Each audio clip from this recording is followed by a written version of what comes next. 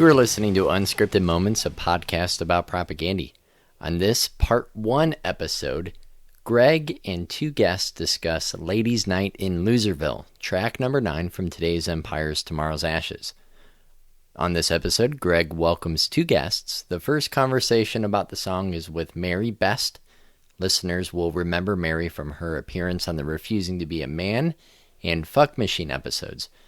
This conversation with Mary is a direct follow-up to Mary's appearance on episodes 56 and 65, and this conversation completes a sort of trilogy of conversations with Mary that trace Propagandhi's journey through songs about feminism that span from 1993 to 2001 in the band's discography. We might also release a standalone bonus episode of Mary's full Fuck Machine Ladies' Night in Loserville audio, which was recorded across one sprawling 2-hour conversation, which Greg cut in half for these two episodes.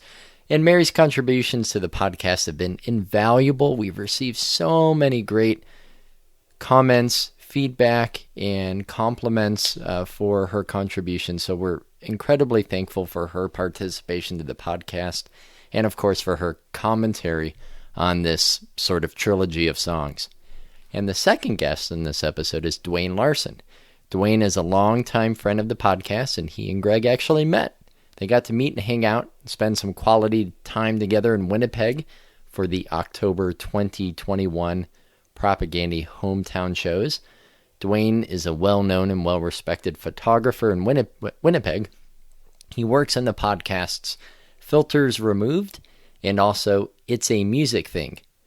It's a Music Thing has crossover material related to this podcast too, where he has published interviews with Propagandhi tour manager Greg Daly, Agassi bassist Ryan Nash, and the mighty Todd Kowalski, and much, much, much more. Interestingly, Dwayne is also the photographer who took the Tony Sly photograph that adorns the Tony Sly tribute record cover. As always, timestamps are available in the show notes.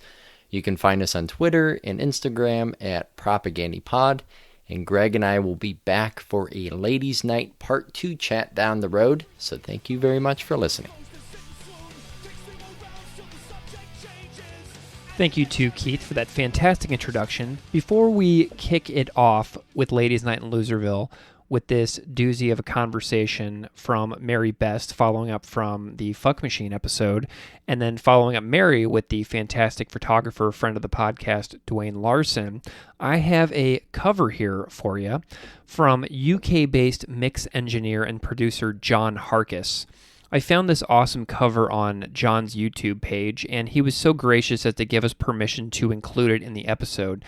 John has a playthrough video of him singing, playing guitar, and playing bass on his channel, which is well worth watching after hearing this cover.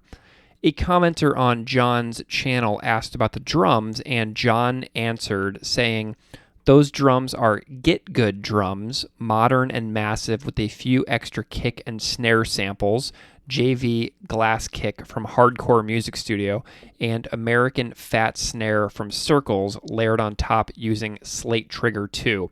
So you can find more of John's stuff at his YouTube channel at Harcus Audio. But for now, let's hear John Harcus playing Ladies' Night in Loserville.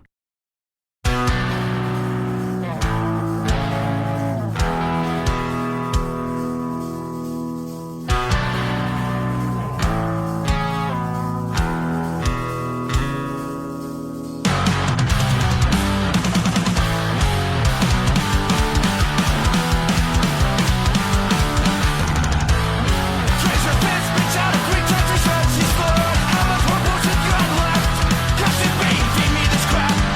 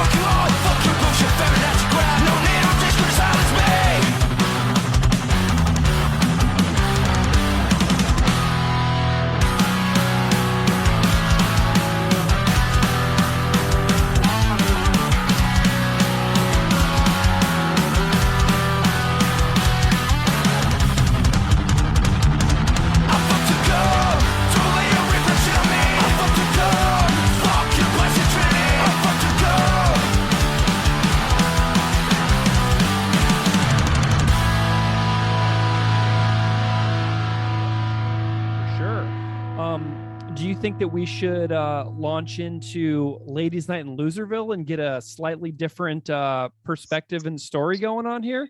Yes. Let's do it. Okay. Why not? Well, I mean, this is a different one. You know, I'm really interested to chat with you about Ladies' Night in Loserville, and this is a song. So there are many songs in the Propagandhi catalog that Keith and I procrastinate intensely from talking about.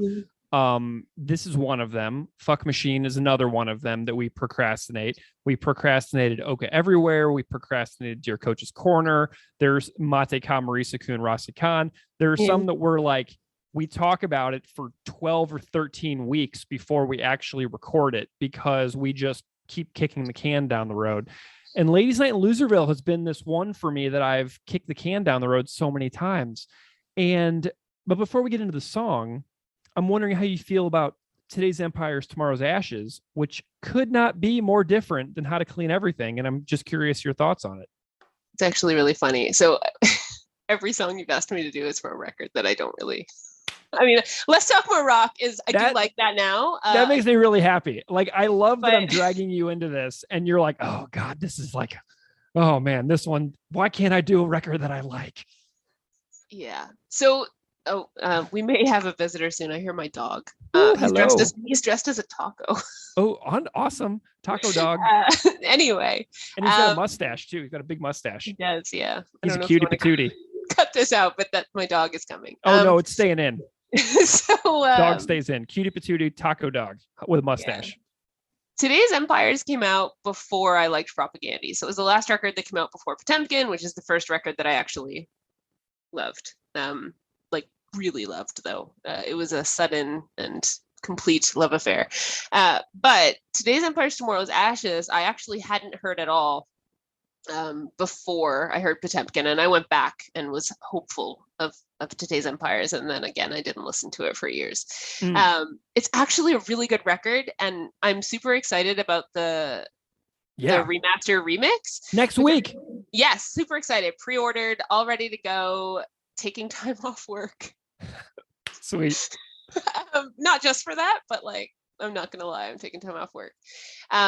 So my problem with that record may be fixed in its entirety with the remaster. I know Chris had said in a couple of interviews that he wasn't sure if it was worth doing, like if people would want that. And I'm like, maybe not for every other record, although it would be interesting to hear like How to Clean Everything with like better vocals and I don't know, that would be interesting. Yeah. I don't know if I'd buy it, but it'd be interesting.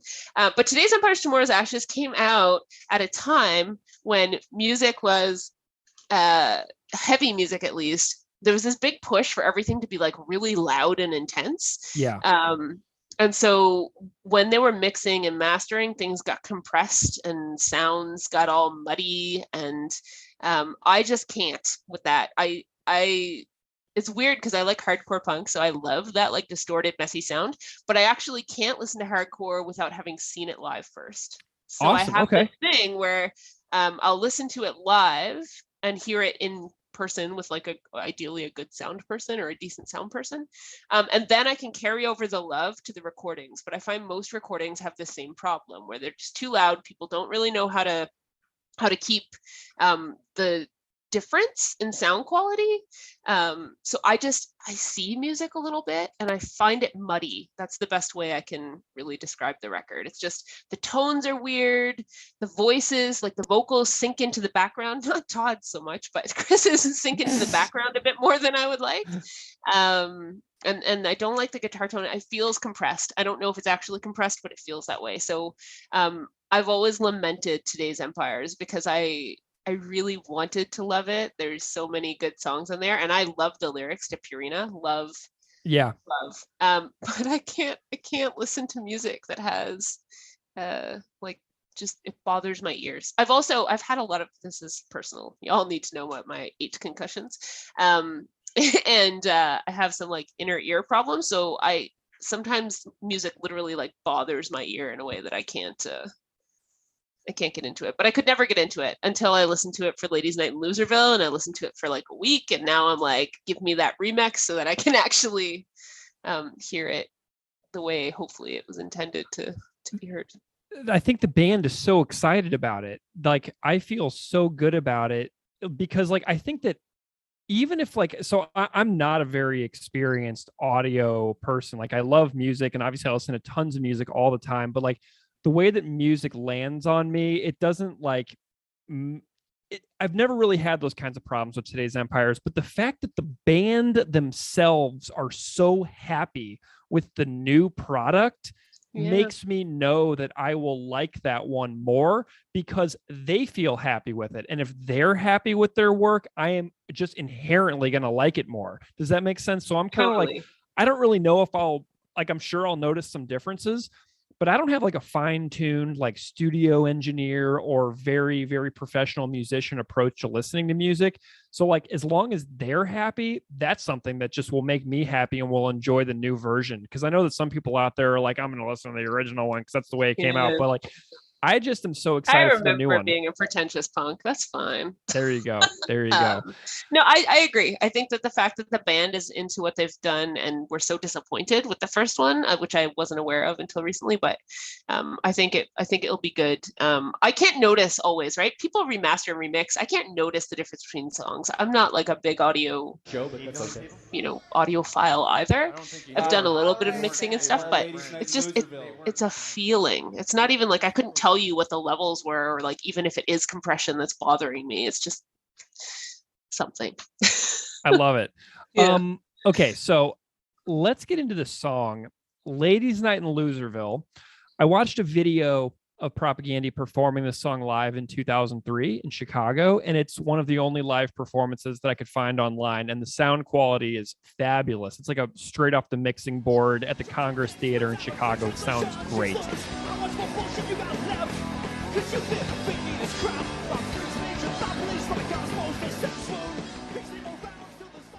And at the beginning of the song, Chris says, pro-feminism, pro-sex, and then they launch into the song. So it's a far more pro-sexuality song, in my view, that actually feels like empowerment of like a badass pro-sex woman who seems to embrace her own power and who feels powerful in her social interactions to say certain things. And it seems like a big shift between the tone of the tune on How to Clean Everything and you're refusing to be a man on Let's Talk More Rock, and then this song in 5 years later in 2001 on Today's Empires. And I'm wondering if you can just generally comment on like the shift in feminist movements between these three records. Why would they write such a different song is what I want to know about the context that this was created in. It's the same song. I know it's not, but again, like I said in the last episode, it was discourse. It was conversations that were going back and forth. It was never like, this is what feminism is, although people from the outside have often reduced a very large body of work to like whatever is popular. It's the greasy wheel. Nope, squeaky wheel gets the grease. Yeah. So the stuff that was really, really loud and really disseminated in the media is what got heard. But it is the same conversation. The conversation was what is in the interest of encouraging women's freedom and gender freedom now as we move, into a new era where we're actually including things beyond the binary. How do we best encourage and support liberation for all genders? And so the conversation was repression, hiding your sexuality, maintaining safety at the cost of maybe being loud with your sexuality, or saying, fuck the patriarchy, this is who I am, and, if you push past my boundaries, there will be consequences. That discourse in the kind of 80s, early 90s, kind of solidified. Refusing to Be a Man, the book by Stoltenberg, was written because they were talking directly about how it's not just about what women do to be safe or to be free. It's also about what men have to do. So I am going to refuse to be the man who abuses people. I'm going to refuse to be the man who is, causing harm. I'm going to refuse to be the man who's causing harm to myself. Like, can't be my own person because I'm trying to live up to these ridiculous ideals. So that was part of the discourse, and that came forward. And then patriarchy, because like I said in the last episode, patriarchy adapts, and it's not just patriarchy, it's all oppressions. Our systems are built on oppression, all of them. Every system that we use, our financial system, our social systems. I work for a not-for-profit that's been around for like 100 years, and we've always been pro-people, pro-helping people, but we've also always had systems of oppression built in. So patriarchy has found a way, looking at this like, should we be repressed or should we be sexually free, to win no matter what. So women who decide to be sexually active, sexually loud, are, used in the media to sell whatever is being sold. They're, used to get people's attention. They're used to make money, and they're made fun of and put down for doing those things. And people who are, repressed,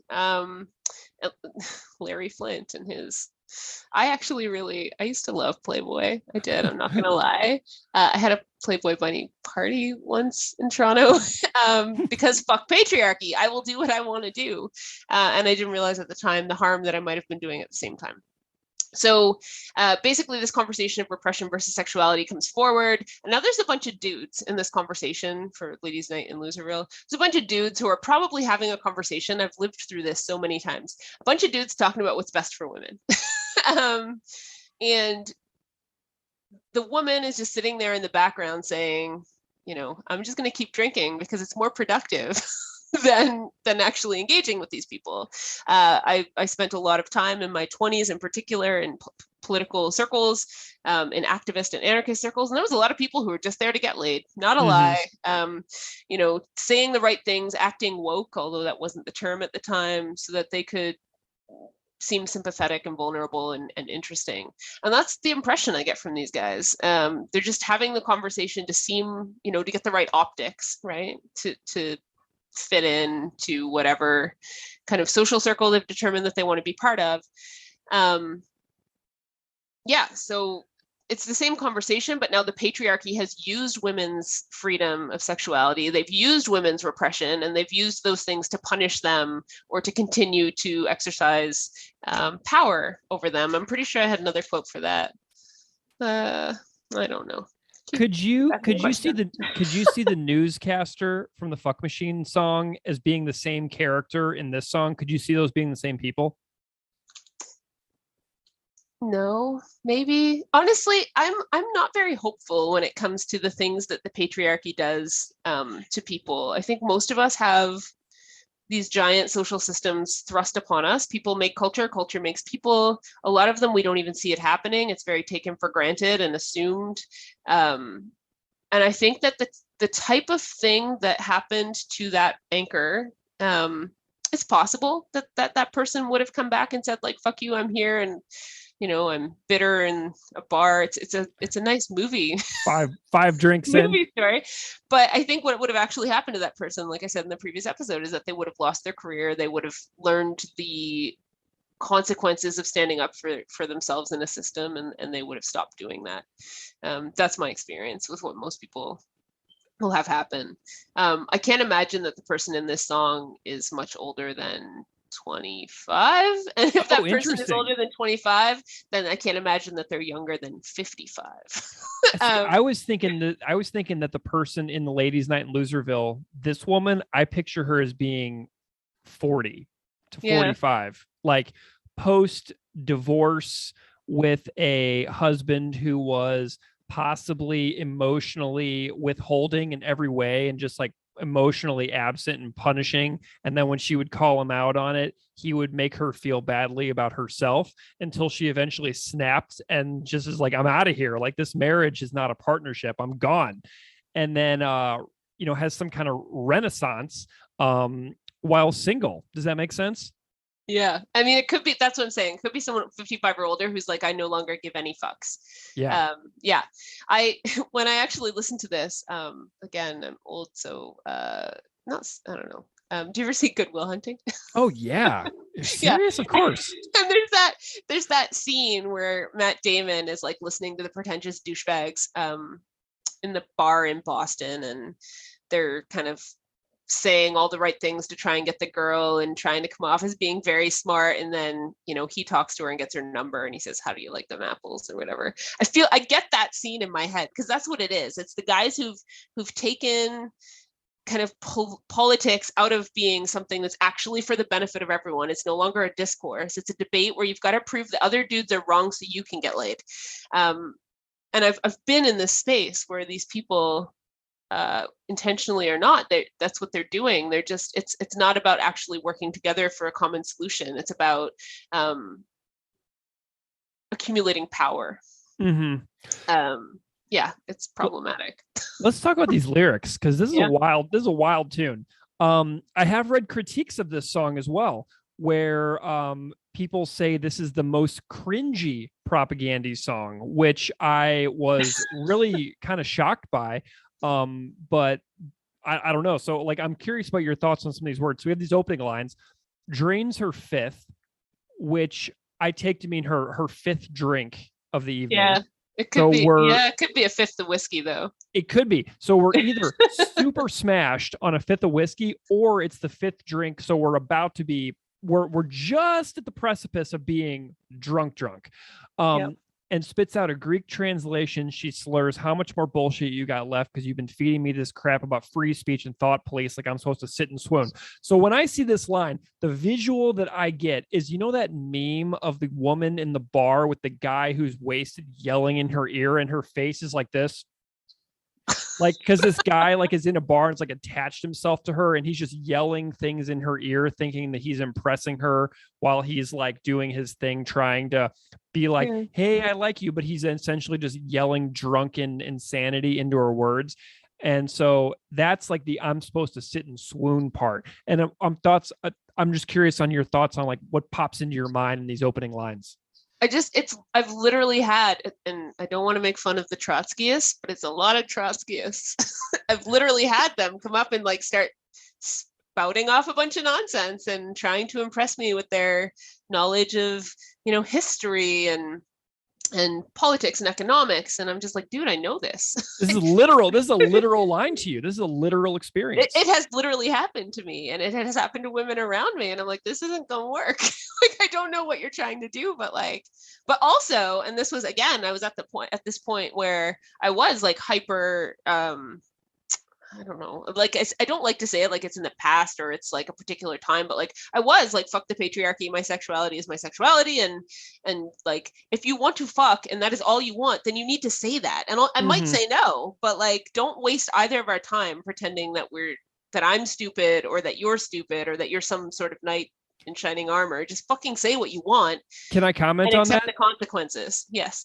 Because like that is a thing where men have this inability to come across as being good. Do you know what I mean? We're like obsessed with other people thinking that that's a good guy. So in order to say like, I just want to have sex, that makes us seem, in our minds, insensitive, which we cannot allow to happen. So then what we do is we do this big old song and dance about appearing sensitive and getting sex in that manner. And then what happens is after it's over, then men become emotionally withdrawn and like punishingly absent mentally and emotionally.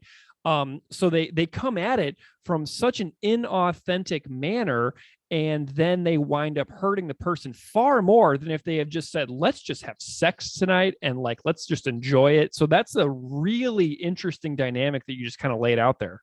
Yeah. And it's interesting because, the refusing to be a man episode, and we were talking about like how feminism is for everybody and the patriarchy hurts everybody. It's a perfect example, because the reason that you can't say, I just want to have sex, I am a human being who is like actually programmed to some degree to want physical connection, whether it's Yeah. sexual or whatever. We want intimacy, but we can't say that we want intimacy because social norms have constructed and conditioned us to believe that there's some sort of like process that has to happen. Particularly like the nonsense around like getting married, or I mean, if you want to get married, but I just mean like the idea that sex is somehow attached to these processes is just Right. ridiculous. Or that like sex is limited to people who are like 16 or what, like we spend so much time trying to stop teenagers from having sex, or like not thinking about older people who still engage in sexual activity because we have these ideas about it. But the reality is that like patriarchy forces conditions where men believe that their best chance of getting laid or having sex or having any intimacy, because frankly, that's part of the patriarchy as well, is that men can't ask for non-sexual intimacy. That's got its own issues attached to it. But, you know, if you can't say that you just want it, so then you cope in the way that you need to cope, and you go through the process that you've been conditioned to go through. And then you disappear, or you're not interested in relationship, but you can't say that. So it's like the ghosting or the like, you know, all of that. And on the other hand, women are also conditioned to not admit that they want to have sex, which is just, again, it's like ridiculous. We also aren't taught about like masturbation or self-stimulation or anything, which is another whole fucking shit show, because a lot of people would probably avoid a lot of really shitty relationships if they just learned how to masturbate. Yeah. That said, you know, women are shamed for being sexual. They're shamed for showing an interest in sex. Women were literally, and in many countries around the world still are, told that they're not allowed to have sex outside of marriage. They're not allowed, like they're literally not allowed to show sexual attraction, that, you know, they are to do their duty to their husband, irrelevant of whether or not they're actually interested in doing it at this particular time or ever with that person. So women don't know how to be honest and forthright either. And obviously not all men, not all women. People can yell at me if they want. Of course. Them. But it's both sides. The patriarchy tells men that they can't ask, and it tells women that they can't say that they're even interested outside of some sort of bullshit, you know, constructed relationship. And again, relationships are great. They're good. But not when the only reason you're getting into a relationship is because you have sexual impulses. Yeah. Like, well, and that's a reason why this song blew my mind so much in 2001, is because like it's about a person. So it's a character created by a male songwriter. Okay. So we have men writing this song. So it's a character that is created, but this is like a really authentic portrait of a person, a presentation of a person. I know that it's a nameless woman, and I know, it's a puppy, and I know that it's like a, you know, a nameless character, but it's a really, really different thing that I had ever been exposed to in songwriting ever. Yeah, and I don't know if it's made up. I mean, it might be. Again, I did think about like asking and just like putting it out there, like, hey dudes, is this you a know real this person? person? Yeah, because I know a couple of women who would fit this bill from Winnipeg at the time. I know a couple as well who are friends of mine, and I'm like, you are such an impressively honest person, and you really inspire me with your honesty. Like, it's so refreshing when you meet people that you know that they are 100% telling you the truth every time their mouth opens. And I'm like, wow, this is incredible. Yeah, I find it really frustrating when people don't, which is like all the time, but and I overshare all the time, and not from my perspective oversharing, but like socially. I do. If I know things, I can't not say them. So, you know, if it's an abortion debate that I hear, or like some sort of prudery, I'm like, I had an abortion. I don't give a fuck. Like, I mean, I obviously do give a fuck. It was a very serious time and I made the good decision, but like, I'll happily tell you. You don't hide it. No, you want to know about my fucking menstrual cycle? Sure. Sex? I'll talk about it. You want to talk like anything. There is no, my childhood trauma? Happy to do that, because our problems start and end where we cannot ask for intimacy and we cannot be vulnerable. And so we construct all of these bullshit systems, and give away all of our power to hide the fact that we want intimacy. And that it's just fucking stupid. I mean, I say it that way, and that's terrible. People and trauma is complicated. It's not that you're stupid if you're feeling traumatized, but it's if you actually step back and look at all of the things we put in place to put between ourselves, and the things or the people that we care about, it's absurdism. Wow. This is hard stuff to talk about. And so many relationships die because people are unwilling to say these things that you and I are saying over the internet. Like, we've hung out a couple of times. It's a lot harder when you know people, though. It's a lot harder to say it to a person you know, to be fair. Totally. But like, this is how marriages end. You know what I mean? Like, the inability the inability to say these kinds of things to your life partner that you have chosen to be with. This is where things break down and fall apart. So that's why this is so fascinating to me. We've got these next lines. 3 more rounds, subject changes. She lays it down. Fuck Larry Flint, campaign to silence women who stand up and fight back. Like, do you have any thoughts on the whole like inclusion of Larry Flint and his really... he's the needle dick later on in the song about the First Amendment and the selective use of the First Amendment, blah blah blah. So I'm curious on your thoughts of the inclusion of Larry Flint within this song. So going back to what we talked about before, around like the repression, victim feminism, this idea that like these women who had worked to have sexual freedom and to be promiscuous if that was their choice, to have control of their own reproductive rights, were followed by reactionary, I don't mean reactionary in a bad way, I just mean like in reaction to that, there was these women who did come off as repressed. And the media likes to support current systems of power, even when they're left-leaning or progressive. They tend to support the systems that keep them in place. So the stories of feminism that were being talked about post, at this time in the early 2000s, the ones that were being reported on were the repressed feminists. They were the feminists. They weren't the women who were like in the 70s. They were put to with the hippies. The 70s free love, that wasn't feminism. That was the hippies. So feminists were constructed for the mainstream as being repressed, as being man-hating, as being only lesbians, burning their bras, like that type of myth that persists today. Right. So Larry Flint. I love how you said his name and his burst into laughter. For those who don't know, the publisher of Hustler, and for those who don't know, another version of Playboy, kind of very similar. He and I mean Hugh Hefner did too, and a lot of other people. They argued that they were actually promoting feminism and women's empowerment. By allowing them to be sexually free, by posting pictures of them naked. Because I mean, like, if you go back to Regency era, Victorian era, like an ankle was considered like super risque. You couldn't let a man touch your hands without gloves on, because apparently flames of sexuality would just burst out and the whole society would fall apart. So Larry Flint is mentioned in this song, but really there was a lot of media involved folks, magazines, television shows, whatever, that were pushing this idea that like sexuality was something that was promoting women's rights. But again, it's the choice that's a woman's right. It's not the kind of gluttony of over-sexualized, overstimulated kind of situation. So Larry Flint tried to argue, and did so successfully, created an entire movement and a whole group of people that argued that, and I was one of them, I'm not gonna lie. I mean, I didn't buy into Larry Flint per se, but I did very much was like, fuck you, sexuality is fun and I'm gonna do this.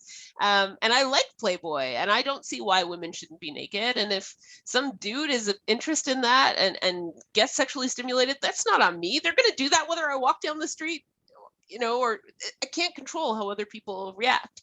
But of course, the other side of that is like, yeah, you can. You cannot take part in a culture that, a lot of the women that are involved in Playboy are the same women who are involved in strip clubs, and the same women that are involved in pornography, who are there. Some are there, I'm sure, because they actually enjoy that work. But a lot of them are traumatized. A lot of them are coming from places of, they need the money, they need the the recognition, like mental health issues of needing that, like the only thing that they believe is good about themselves is their looks. And so they pursue careers and lifestyles that do that. But I mean, like that is their choice, but it's also patriarchal pressure that's leading them to that. Like they should have more choices. They should believe that they have more worth than what they look like in the centerfold. So Larry Flint is an interesting character, but that's what happens. Feminism has discourse. The mainstream patriarchy says, cool, let's use that. So they used women's desire to have their freedom of sexuality to sell patriarchal products and to reinforce ideas of women as existing for the objectification and for the pleasure of men. I read this cool thing the other day. It was a meme, so it's not like I'm not telling you anything academic here, but it talked about how for men, sex is all about taking, and for women, it's all about giving. So you save your virginity, you give yourself to your husband. It's the way the language is constructed. Mm-hmm. It's all about women giving something over, and men, it's all about taking pleasure, taking someone's virginity. So we have this idea, this overarching social idea that sex is about a power dynamic, and it doesn't have to be. It can just actually be about intimacy, but we don't know how to do that. So we can misconstrue sexual impulses as the desire to be dominated. And actually Paglia, she said that too. She said that every woman she might pretend she wants to be frigid and cold, and this isn't a direct quote, but every woman harbors a secret fantasy of being dominated by a man, is the not stated end of that sentence. How do you feel about the very, very pro-orgasm lines in the song where a woman is essentially standing in a bar telling people, like, this is what I want? Like, how do you feel about those? Orgasms are good. There's no, I mean, like, I think, again, I'm not Propagandhi. I don't know what they were thinking when they wrote this, but and you did earlier mention the fact that like some people found this really cringy, and I think part of why they find it cringy is because there's a little bit of repression in there. And repression's not bad. Repression is a choice, although we do use the word in a way that implies something's being held down or restricted, and that's where the word comes from, I guess. But the idea, I fuck to come. Like, if you tell me, if you're a person who says that you fuck for any other reason, then you've either never actually orgasmed, or sex has been something that you do solely for procreation, right? So there's lots of people who go through fertility treatments, and it's just like, we aren't here anymore for that. We're here to try and make this baby, Yeah. So I guess there are a few instances where it's not true, but like everyone fucks to come. The thing is, women were not constructed as actually having any desire to do that. And what's fucked? So there's a book called The Height Report. That it was like a report that was done on women's health. And it was kind of just a whole bunch of stuff about women's health that was published. I can't remember when, 60s-ish, maybe. So this may be something that everyone knows. I don't know. Maybe this is common knowledge. But the word hysteria, which is my favorite Muse song, but the word hysteria actually comes from the same root word as hysterectomy. So it relates to the uterus. And hysteria was actually diagnosed by doctors through the 50s and 60s, and possibly earlier, I don't know, but women were hysterical if they complained, if they were feminists, if they complained that they felt restricted in their life, if they complained that they could no longer take their husband's, domineering, if they complained that they wanted to like get out of the house and get away from children. A lot of times the doctor would literally, the medical establishment would diagnose them as having hysteria, which was a generalized disorder, not being willing to put up with your life. And the treatment for hysteria was manual stimulation of the clitoris. So the doctor would literally masturbate to the woman. I know. Yeah. So it's like, you're not getting enough sex. But they couldn't say to the woman, like, what you actually want is intimacy and sex. because women weren't constructed as being in control of their own sexuality. They weren't the subject of their sex lives. They were the object of someone else's sex lives. So instead, doctors would literally get women off, like in doctors' offices in stirrups. Mind blowing. Well, and there's another book too that is insane. There's an holy crap. There's another book that I read in the last couple of years called Becoming Clitorate, which is a sex research book about the orgasm gap between men and women, and about it. Like, a lot of the book is around how men see sex as being one thing, which is like what penetration? Penetration. Yeah. Penis, vagina, penetration. And it's like this very, very limiting factor where it's extremely penis centric. And what that means is that there is this realm of sexuality that works for so many women out there that is different than just penetration. So what you wind up happening is the man is essentially, it's a totally selfish act, and it's not attending to what the woman actually finds as quote unquote the main event, which is how the book refers to it. So for men, the main event is extremely clear, and for women, the main event is totally different. But what happens is you have these married couples where the main event is never communicated between each other, and the man never really seeks the answer to their own partner's dissatisfaction, because their main event is completely fulfilled 100% of the time. And I might argue with that, but sure. There you go.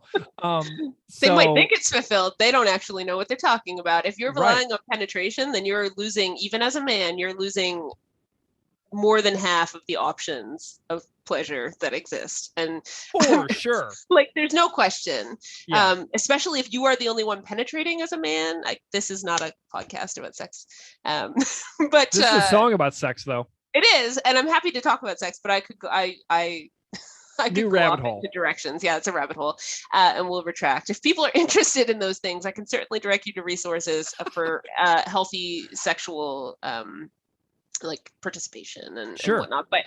But the thing is, that is also about shame and patriarchy. That's the same thing, because I know as the woman in a heterosexual relationship, and several heterosexual relationships over the course of my 41 years, a lot of men just want to do it right.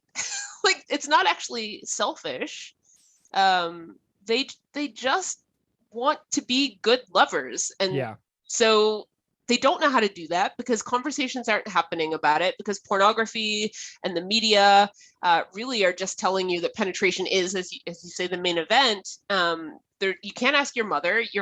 Every conversation I've ever had, and I had a couple, my mother wouldn't have sex conversations with me, so she had other people have them for her.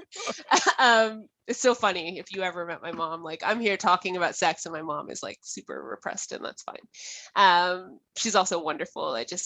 We're very different. It's very funny. It's very adorable. Yeah. But the thing is, most people's sex conversations in modern times, and by modern times, let's say since the Second World War, I don't know, are about how to not get people pregnant, or since the 80s about how to avoid AIDS and STIs. Yeah. It's not actually about sex. It's about the negative consequences, or the horrible consequences of sex, right? So we pathologize sex. We make it this scary thing. We have all of these movies. I love movies. I love pop culture when it comes to I don't know, just stuff that's just ridiculous that I know isn't going to happen, right? All the 80s, 16 Candles movies and stuff. I look at them and I know that they're, sexist and probably racist and Western centric and whatever, but there's a nostalgia there for me. But all of those things teach us that sex is just about a man chasing a woman, the woman playing hard to get just long enough to pretend that she's not sexual, and doesn't have any sort of interest and has to be like convinced of the worthiness or whatever, I don't know, of this particular man. And then it's about the kiss and the assumption of penetration. Yeah. So we literally don't teach kids, and we don't want to talk to kids about sex, because God forbid you should admit that, like, how much I don't mind talking about stuff, but like my family may have issues with me talking about them. But like, how many children, for those of you who have children, male children in particular, like, was it when they were 16 that they first had an erect penis? Because I doubt that. Right. Right. Like, I there's a problem if your child hasn't, noticed their own genitalia by the time they're like 3. Right. So, but we like to pretend that like children don't think of sex, and then all of a sudden, boom, you're 15, 16, and it's like, oh God, don't get pregnant, don't get an STI, don't do that, abstinence rings. Yeah. So how are you supposed to learn about masturbation or about all of the various ways that bodies actually work themselves or together?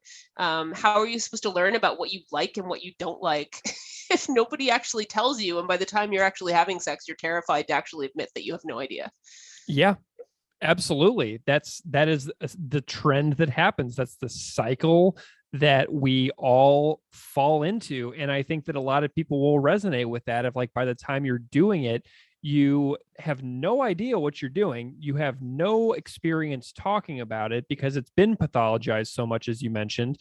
And then all of a sudden you are just flying blind almost into this situation where you know that you don't want to get a sexually transmitted disease. Like, that's really all you know about it. And it's a terrifying thing. It's terrifying. And for men, I assume, I don't know, you're a dude.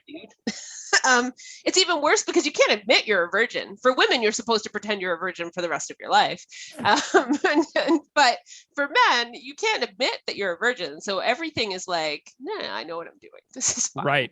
You know, like you can ask your friends or talk about, like the same way you would if you were, for the first time, like getting pimples, or the first time you ever like shave your beard or something. It's not like you're like, oh, I did this, like I cut myself and first time. It's like, dear fucking God, don't let anyone know that like I literally am flying by the seat of my non-pants. Yeah.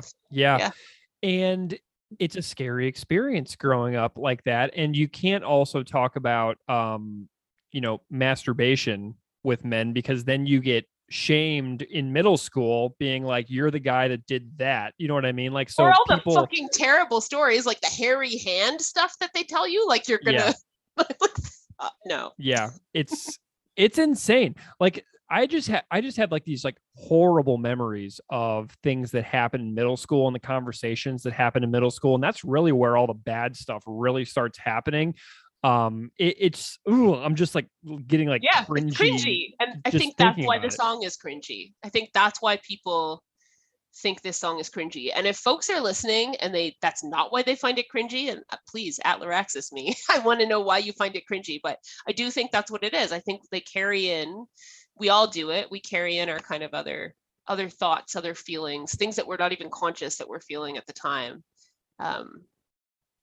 And it is cringy to think about like that first time you had sex, or the first like 1,000 times or whatever, until you fucking figure it out.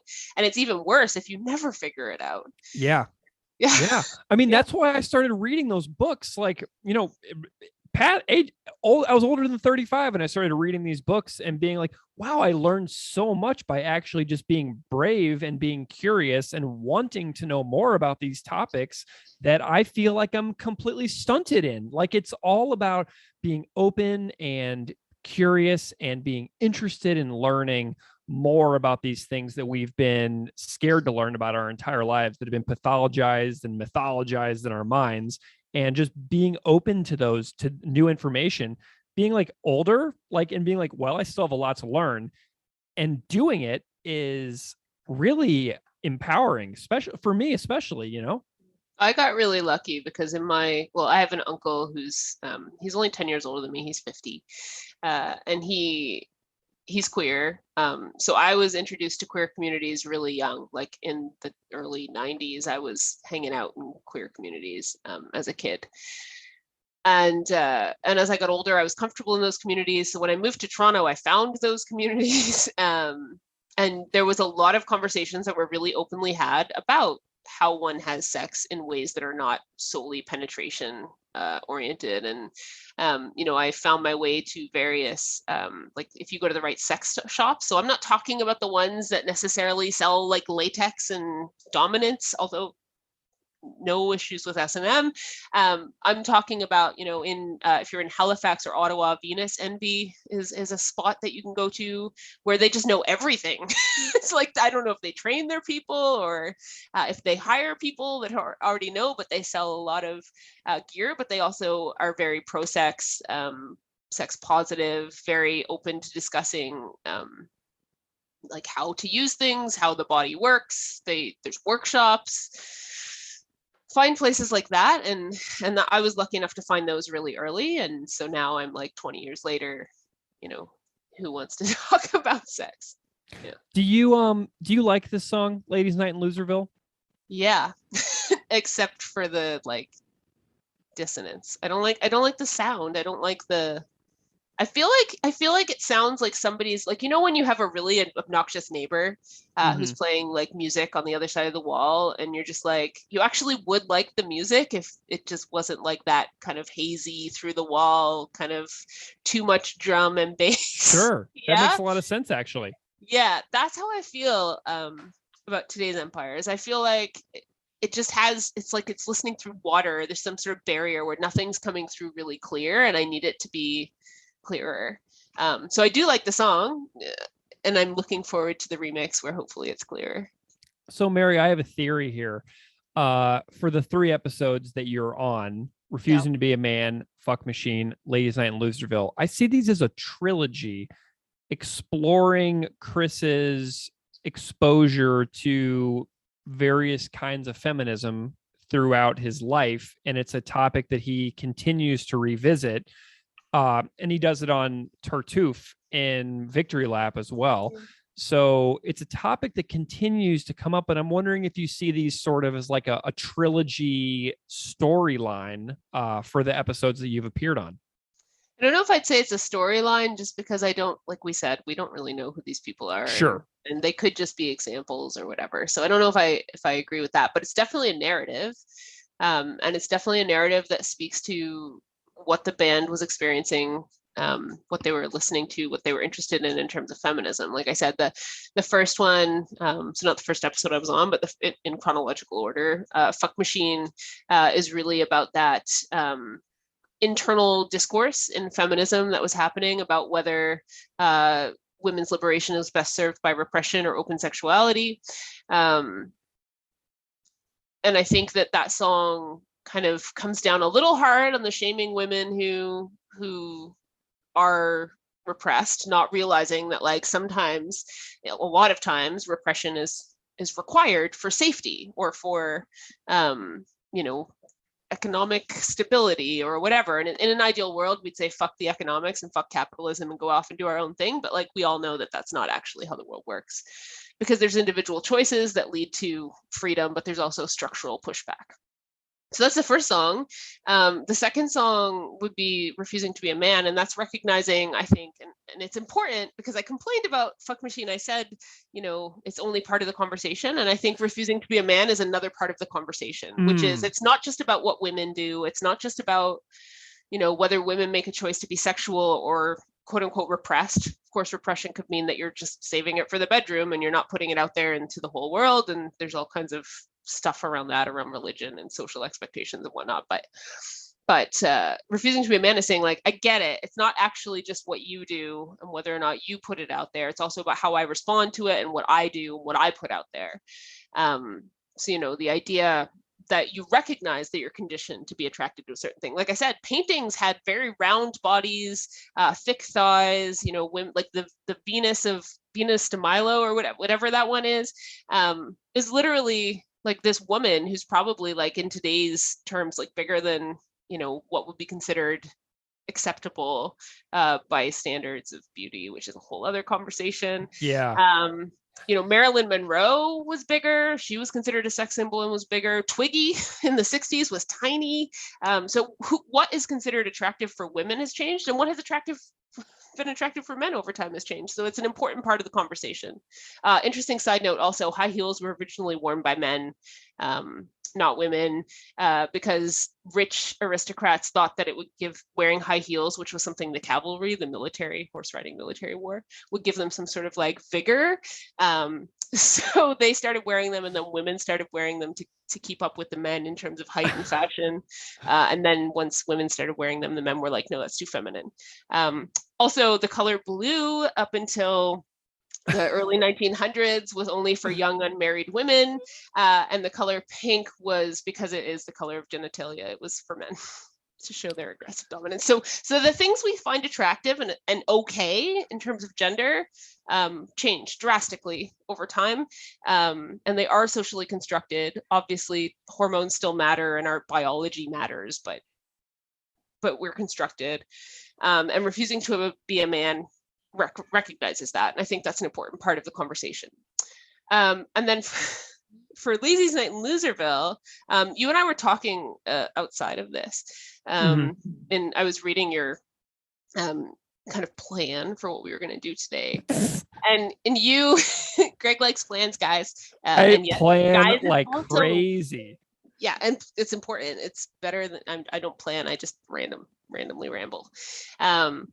But you were saying, like, I don't know if maybe you want to talk about it, but like your feelings on the I fuck to come section. Oh man, those lines blew me away. Like, yeah, like I was like 17 when I heard this, right? And so it's hard for me to talk about like how important this particular lyric was for me, but it really does. It showed me like I was kind of referring to earlier about the penis centricity of male sexuality and how we are so inwardly concerned with our own orgasm in a lot of ways that it leads a lot of, people's sexual experiences. It leads to just lots and lots of disappointment and so much limitation that like is imposed upon us, and we don't really know how to break out of that.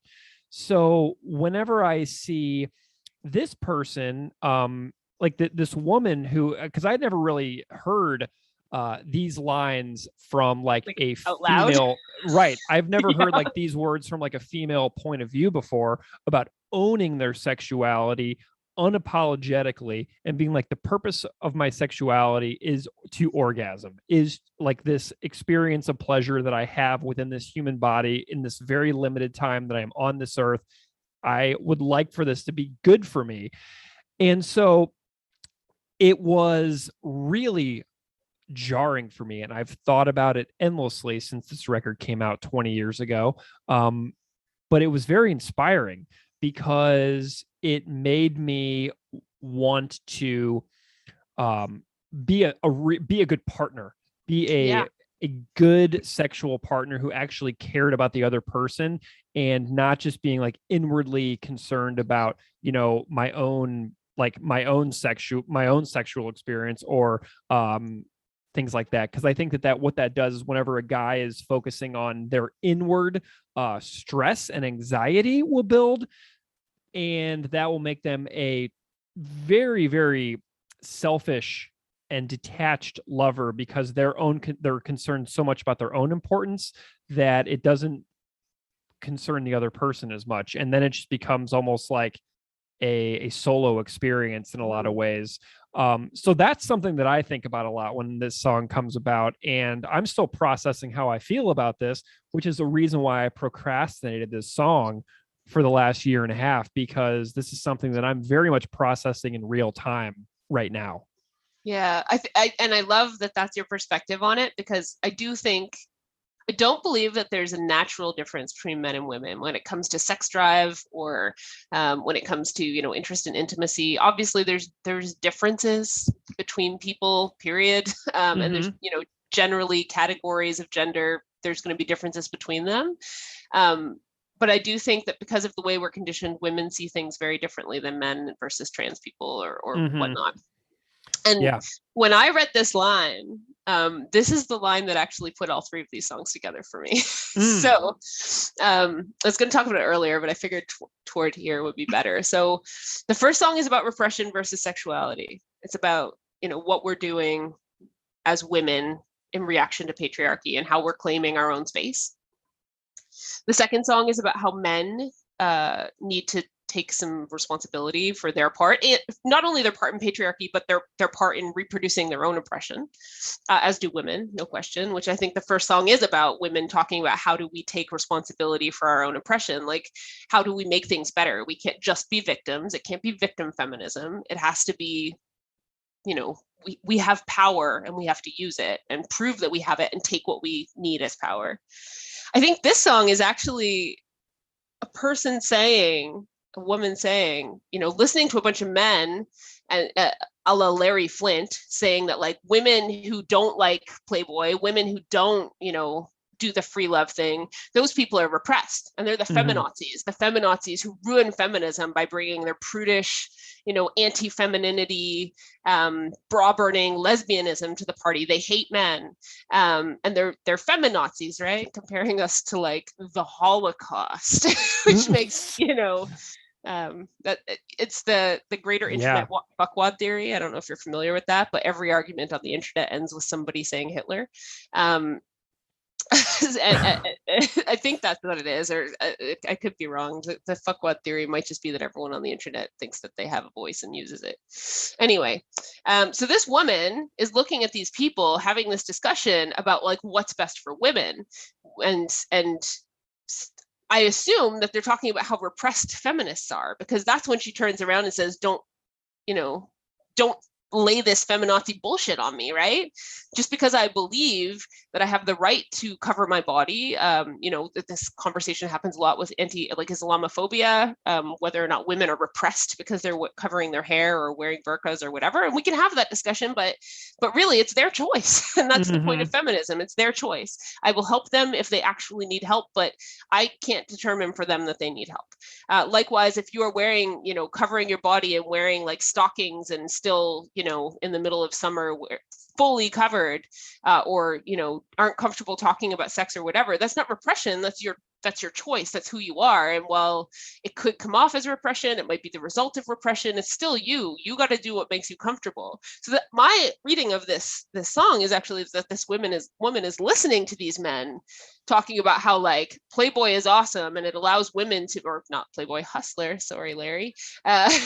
Playboy and Hustler are awesome, and they free women, and women should go out and, do these things to prove that they are no longer repressed and under the thumb of men, and that they can even control men. That conversation happened. Women can control men with their sexuality. So there's no such thing as patriarchy, because, men are tied to their penises and dragged around by their sexuality, apparently. So when it says I fuck to come, I don't think that's actually generalized. I think what they're saying here is, don't tell me I'm repressed. Just because I don't want to fuck you doesn't actually mean that I'm repressed. Just because I don't flaunt my sexuality, just because I don't allow my sexuality to be objectified or commercialized, just because I want what's best for all women, even if those women come off as repressed to you, doesn't mean that when it comes right down to it, I fuck to come.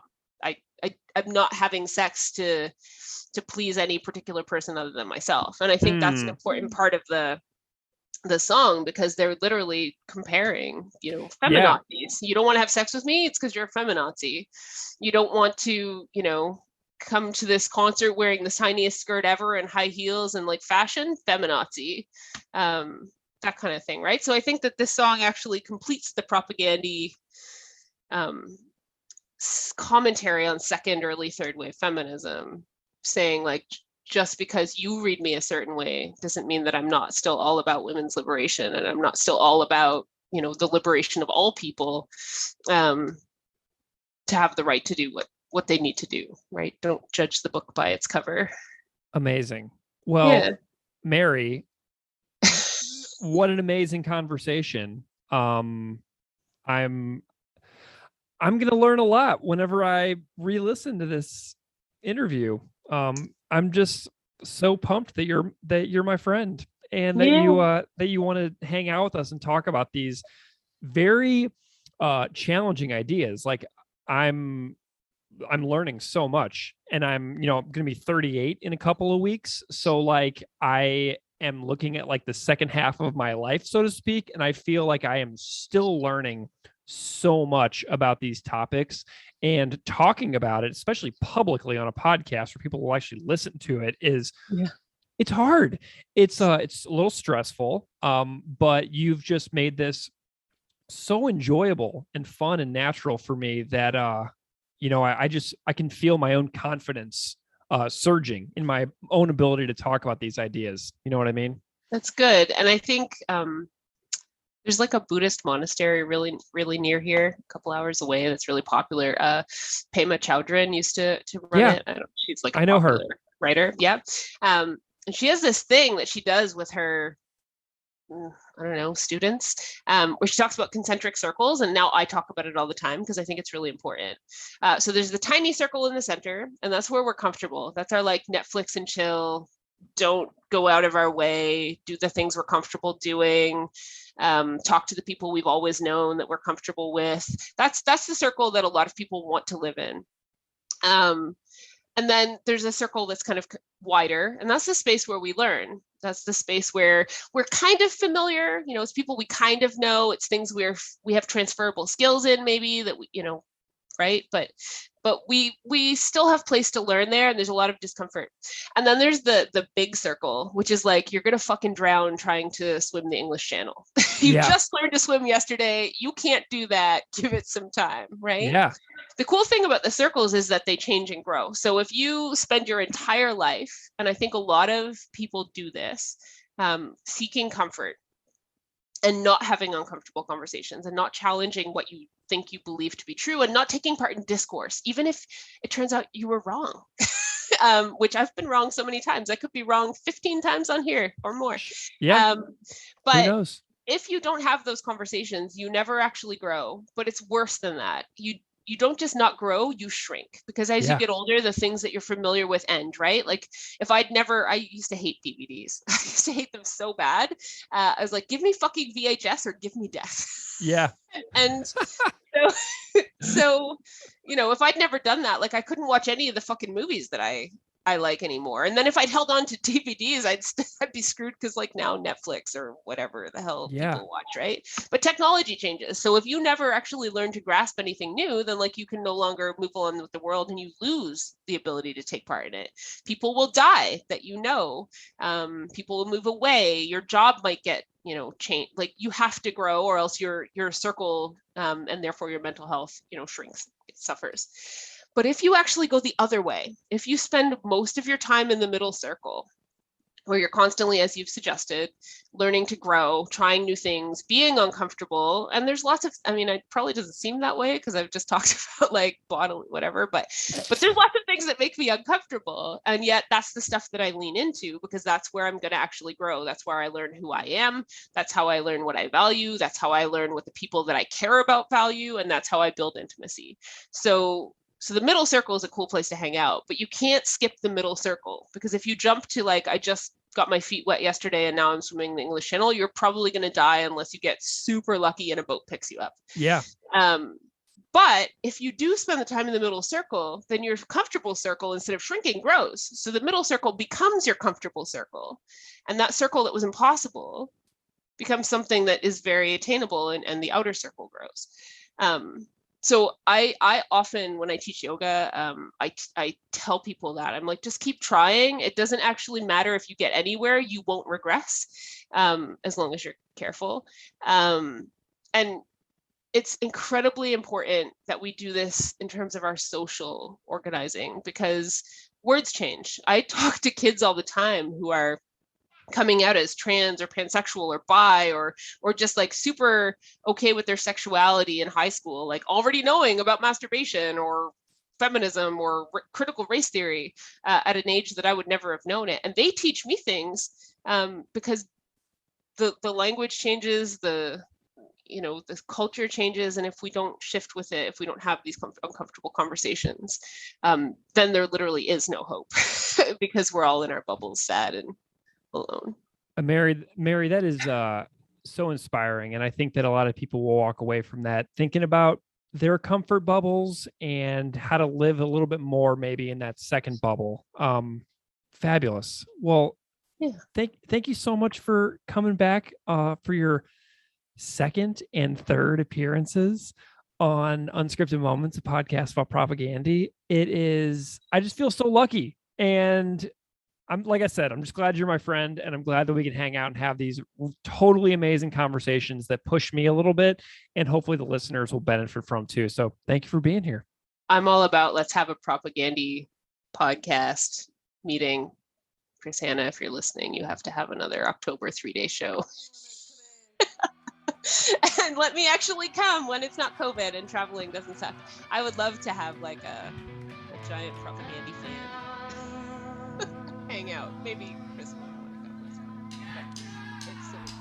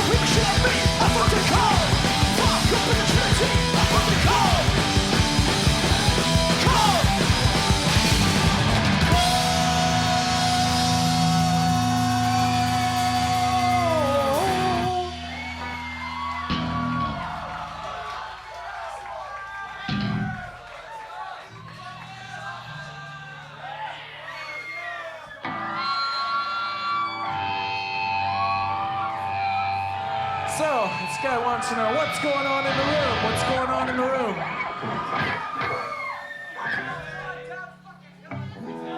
What's that? The world is going down fucking hill. That's what's going on in the fucking world. No kidding.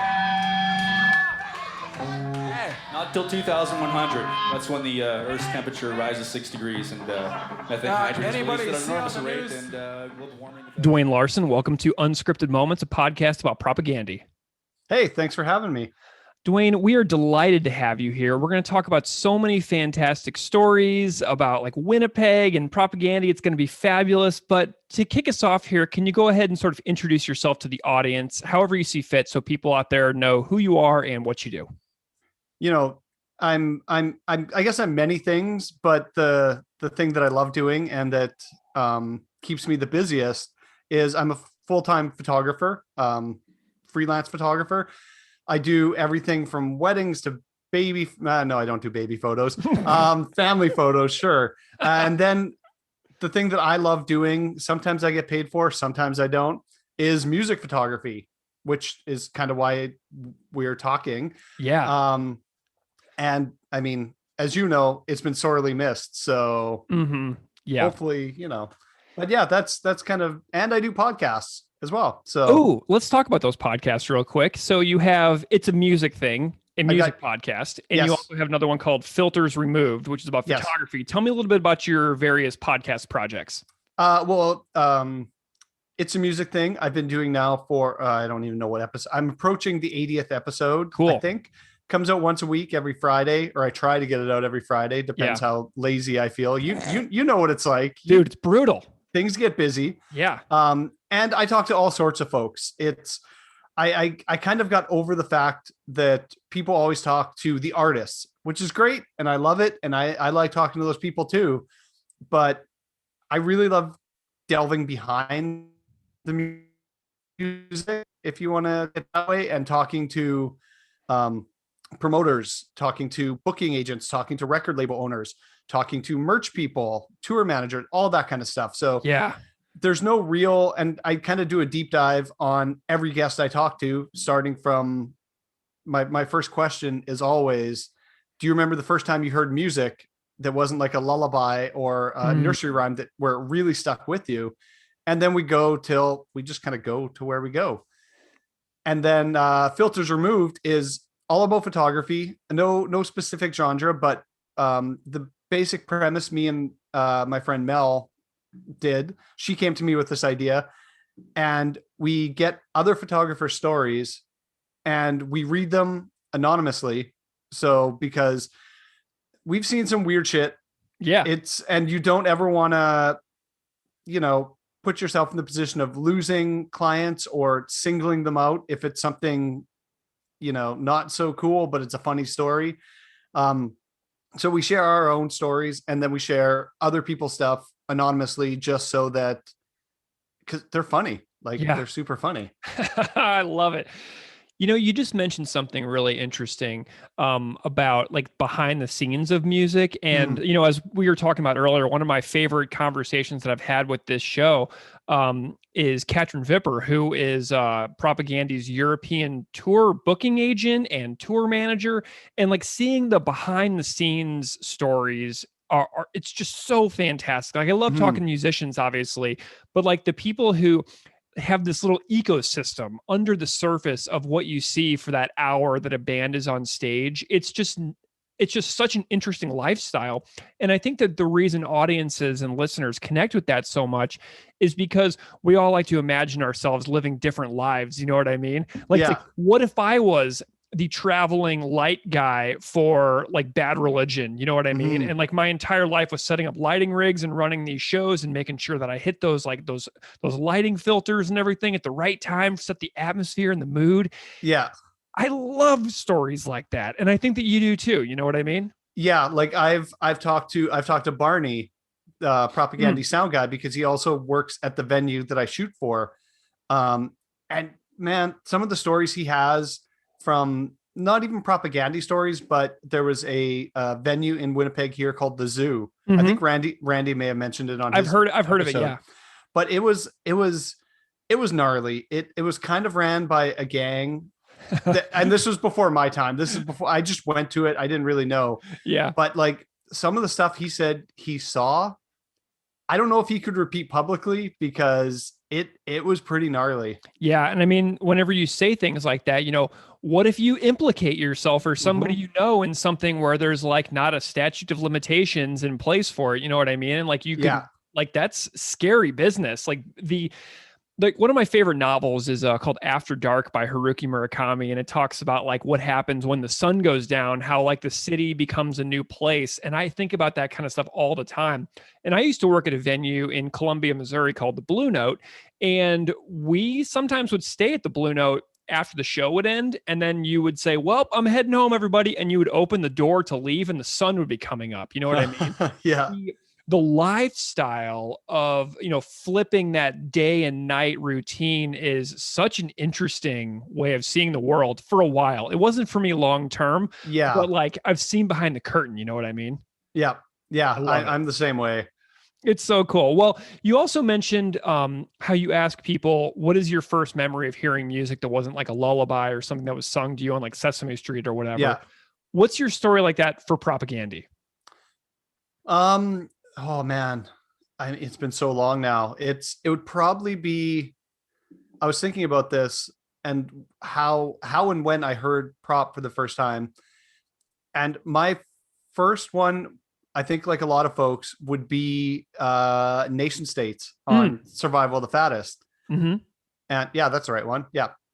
I'm trying to think. I'm like, is it fat music for fat people, or is it nope, Survival of the Fattest? Nice. And that really grabbed me because it's just so fast and so good, and it was unlike anything else on that comp.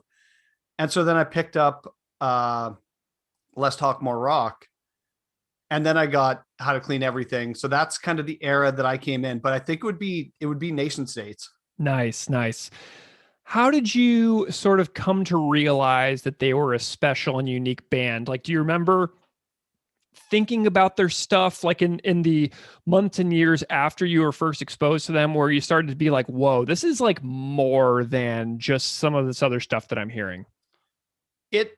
For me, it was a lot that, I mean, I grew up in a small town in Southeast Saskatchewan called Estevan, or mostly grew up. I grew up on a farm and then we moved there.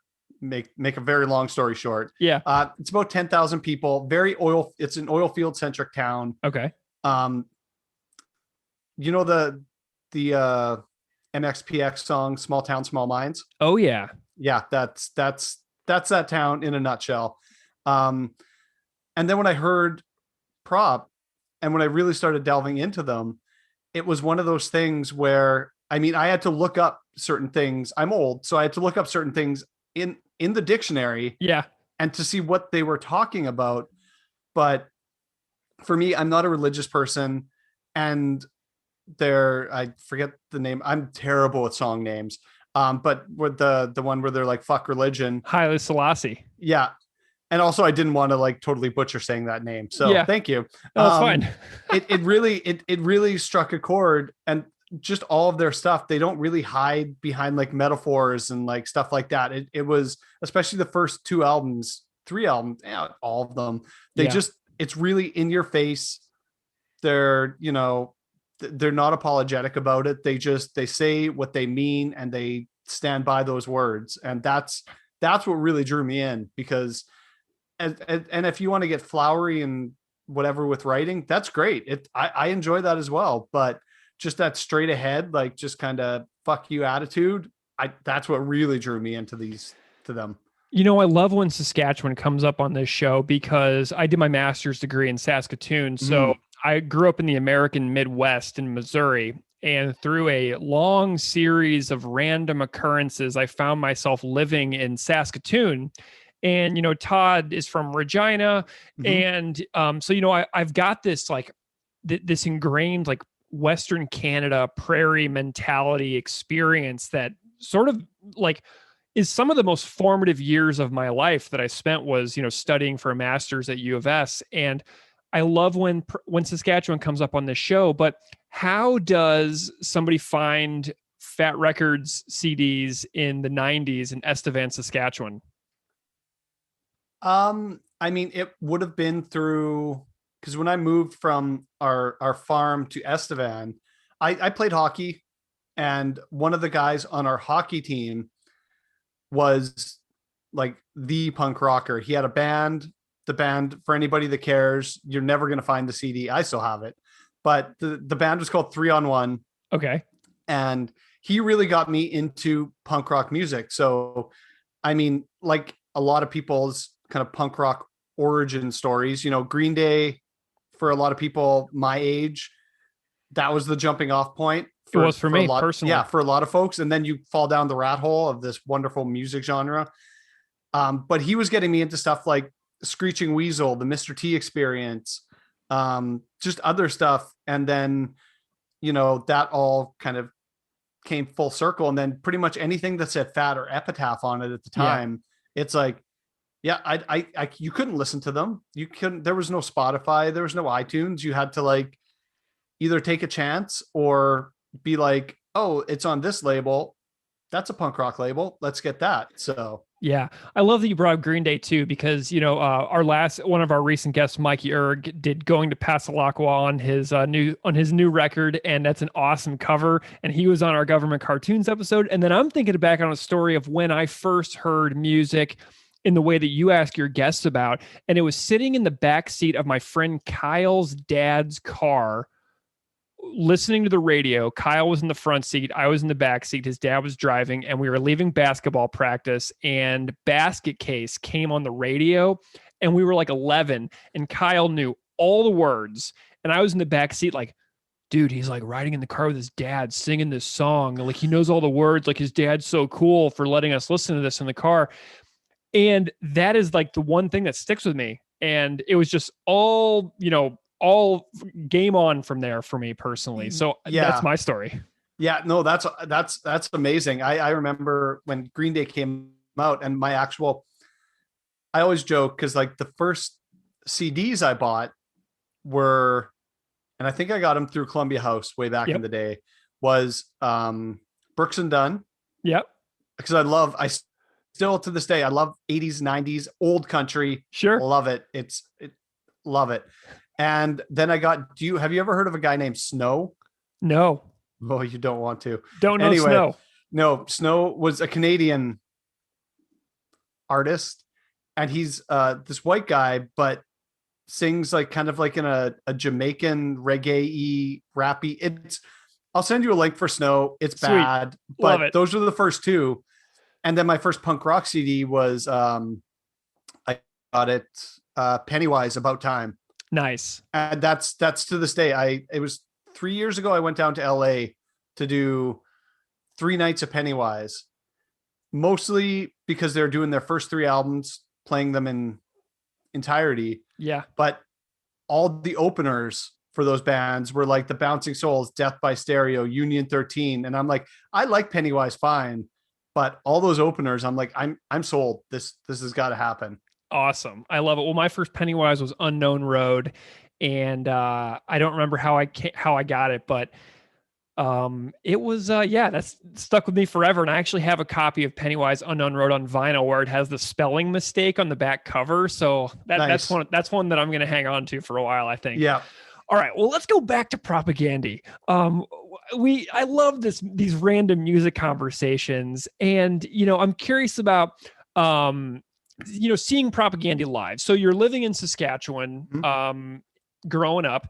When did you start seeing them live? And I'm curious about these experiences. The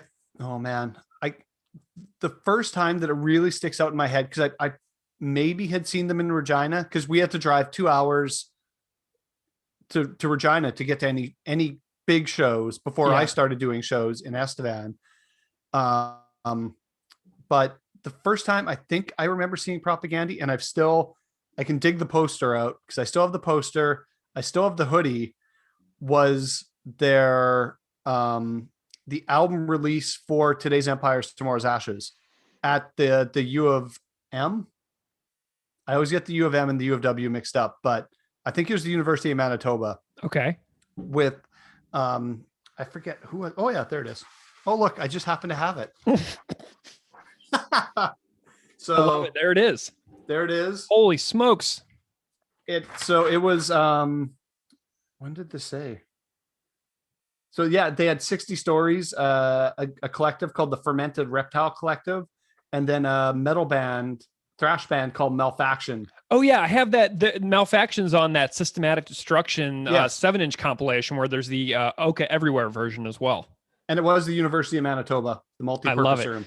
You should send me a picture of that poster so that I can put it up on social media, so that whenever we freak out about seeing it and I say, oh, there it is, people can actually have a chance to look at it. So maybe I'll stick that up on Instagram and Twitter and stuff. Awesome. Yeah, for sure. But that would have been the first time I saw them and I came from Estevan, which is about 5 hours away. Mm-hmm. So I had friends, my actual best friend from high school moved here to go to university and then just stayed. So I kept coming to Winnipeg and I fell in love with the city. It's one of those things. It's like, well, it's like Saskatoon. It's kind of dirty. It's kind of gross, but then, and I always like to joke, when you polish up that turd a little bit, it's a beautiful city. The people are beautiful here. The arts community, the music community, it blows my mind. So I just kept coming here and I loved it. And then I think 13 years ago, I finally moved here. Nice. So since you've been living there, tell me about seeing Propagandhi again live. Because I know that you've worked with them, but I'm curious, what other experiences you've had with seeing them live before we get into you working with them. I mean, the other one that really stands out in my mind, and I'll show you the poster for this too, because love it. Like I said, I collected stuff, and this You're a collector. Actually, I'm a super collector, which is so nerdy. But I actually, and it would have been around the time in between Today's Empires and oh, I'm so bad with album things. Not supporting cast, but Potemkin. Yes. Yeah. It was kind of that in between time, where they take 10 years off between album releases. Yeah. It was one of those years. They only played 3 shows that year, as far as I can remember. Wow. They played Portage la Prairie. Mm-hmm. They played Brandon. Yeah. Which 2 very small towns. And they played Estevan, Saskatchewan. Wow. Because I got them there. Nice. I fired off a random email to, I think it was G7. And I'm like, hey, I was doing shows. I'm like, I know this is probably a shot in the dark, but if you guys would ever, consider coming to Estevan, I would love to put on a show for you, blah, blah, blah. And then when I got the email back, it was one of those things. It's like, I had to rub my eyes and like look at it. And it was, I think it was Jord that I was dealing with via email. Mm-hmm. And he's like, yeah, we'd love to come to Estevan. And I was just like, don't play with me now. Come on. And then they're like, yep, Barney got in touch with me and he's like, this is the sound system we need. Like, this is what we need to make it go. Let's here's where you can get it out of Regina. So ponied up my own money for that. And the show went and came so quickly. I don't remember a lot of it. I've got a picture of the big pile of money that I took in. Yeah. And then eventually gave to the bands because I didn't even have a contract. There was no guarantee. I just told the opening 2 bands, they get what they get and Propagandhi gets the rest. And I made maybe $50 on the show. Yeah. I was going to say, did you lose a ton? No, I didn't lose any, and this is. Oh my God, that is awesome. Okay, what year is that? Because do you know what year that was? Oh man, I'd have to look back. It was, yeah, I'd have to figure it out because I can't remember. So was it a 4-piece or was it just the trio? It was just a trio. It was just the 3 of them. Amazing. How many people do you remember coming out to that show? Do you remember? I think it was around 500 people. Sweet. Dude, and that's a great show. There was folks coming from Winnipeg. There was folks coming from Calgary, wow. Coming up from the States because they didn't tour. Like they weren't touring that much. So, and I've still got a few of the ticket stubs kicking around somewhere too. Cause oh my God, I absolutely love that. Okay. That is fabulous, Dwayne. Okay. So obviously that was your first time like working with the band. So, that was sort of like that. Was that like a launch pad for you becoming a photographer for their live events and stuff like that in the future? I mean, it was definitely like a door opening there, like becoming friendly with them. I didn't really keep in touch with them after the show because I mean, I lived in Estevan. It didn't matter. Like they're in Winnipeg. But when I just kept shooting them. And like, what I love about what they do here is, I mean, their shows sell out in 5-10 minutes. They don't play huge venues. Like they're not playing the Burt, the 1,600 capacity room. They played there once and it was weird. Mm-hmm.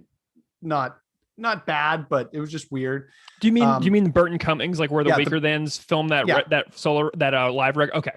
Yeah. So they've played there once and it was weird because that's not the venue for them. Right. But I just kept shooting every time they played. And I mean, they could mine this city. They could play every day and sell out every single show and make a whole bunch of money, but they never do that. They play maybe once a year, twice a year if you're lucky. But I just kept shooting and then I would send and tag photos and I became more friendly with Todd. And then, he eventually asked me, like they bought photos. They were never one of those bands. It's like, hey, can we have these for free? They were like, we'd love to use some of your photos for either some kind of promotional thing, some kind of whatever.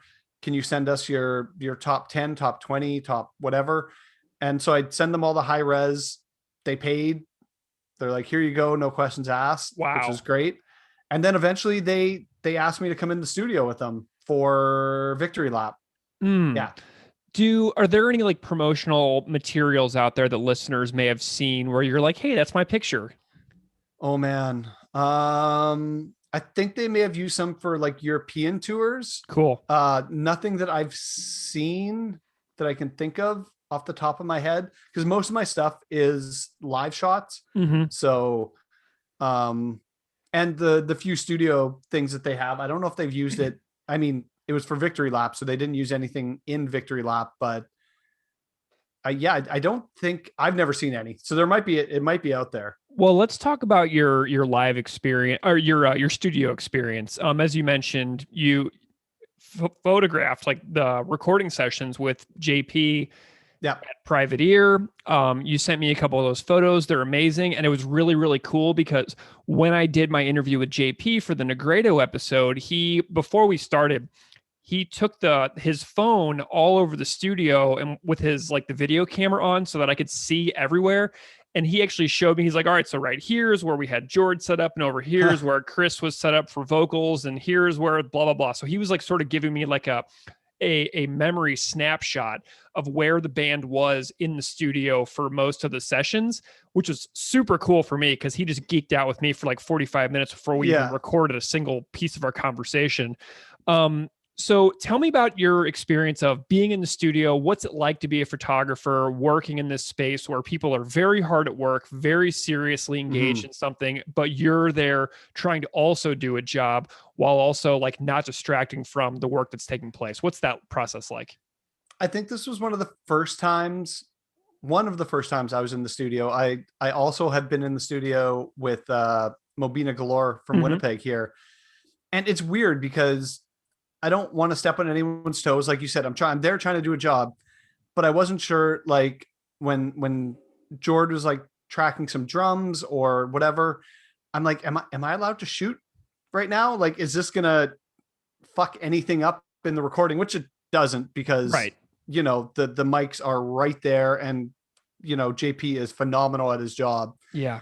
So once I got over that kind of hurdle, and I mean, at this point, I'm friendly with them. Like if I saw any of the guys, I mean, Sulin doesn't live here, but if I see any of the guys around town, it's like, hey, how's it going? Kind of wave, and, you know, or see them at a show. It's like, stop and talk to them. So once I got over, you know, I'm here because they asked me to be here and get these shots. I mean, it was pretty easy, and it's being in a studio is not as fun as everyone thinks it is. Right. It's goddamn boring. Cause it's like so hard too. Cause like the focus is so intense. Chris would do like, it was, the track they were working on the one day was, Adventures in Zoochosis. Yeah. And he was like doing that little intro part, just him playing guitar over and over and over. That yeah. Yeah. And I'm just like, and then, you know, he would come back into the control room, and him and JP would listen and listen and listen. And I'm like, I can't hear a goddamn difference in one of these things, which is why those guys are both, all of them are really good at their jobs, because they can pick out the minutest little difference. And I'm just like, okay, cool. But it's not like, you know, The Dirt with Motley Crue. There's not coke and everything. There's no shenanigans really going on. You know, and when I was talking to JP, he was talking about some of the takes that he would record that would like leave him sort of like impressed. You know, like I asked him about, did you like watch Chris sing those lines in Zoochosis that everybody chokes up on, like when they're listening to? He's like, absolutely. And it was incredible. Are there any memories that you have of like hearing a particular take or a performance where you're like, oh my God, that was awesome. I can't believe I got to see that.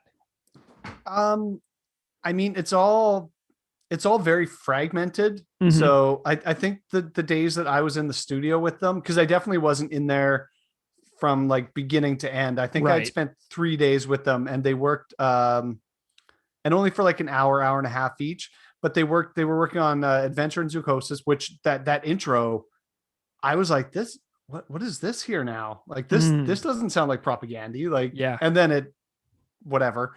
And then I think they were also working on, Sulin was doing a bunch of like backing vocals, screaming "Every dog has its day." Nice.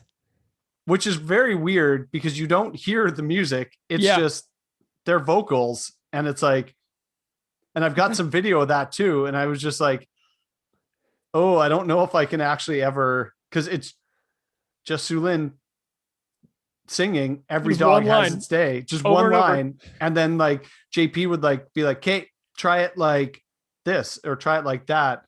But no real anything that like, I mean, watching George Drum was incredible. He did do a few takes, and just watching him just go for it was pretty incredible. I absolutely love that. Okay, so tell me about live now. I'm curious about like, shooting them live, like what that's like compared to being in the studio, because I'd imagine everybody's like been pressed up against the barricade at one time in their life and seen the photographer like in the barricade, like getting angles and stuff like that. What's it like shooting Propagandhi live?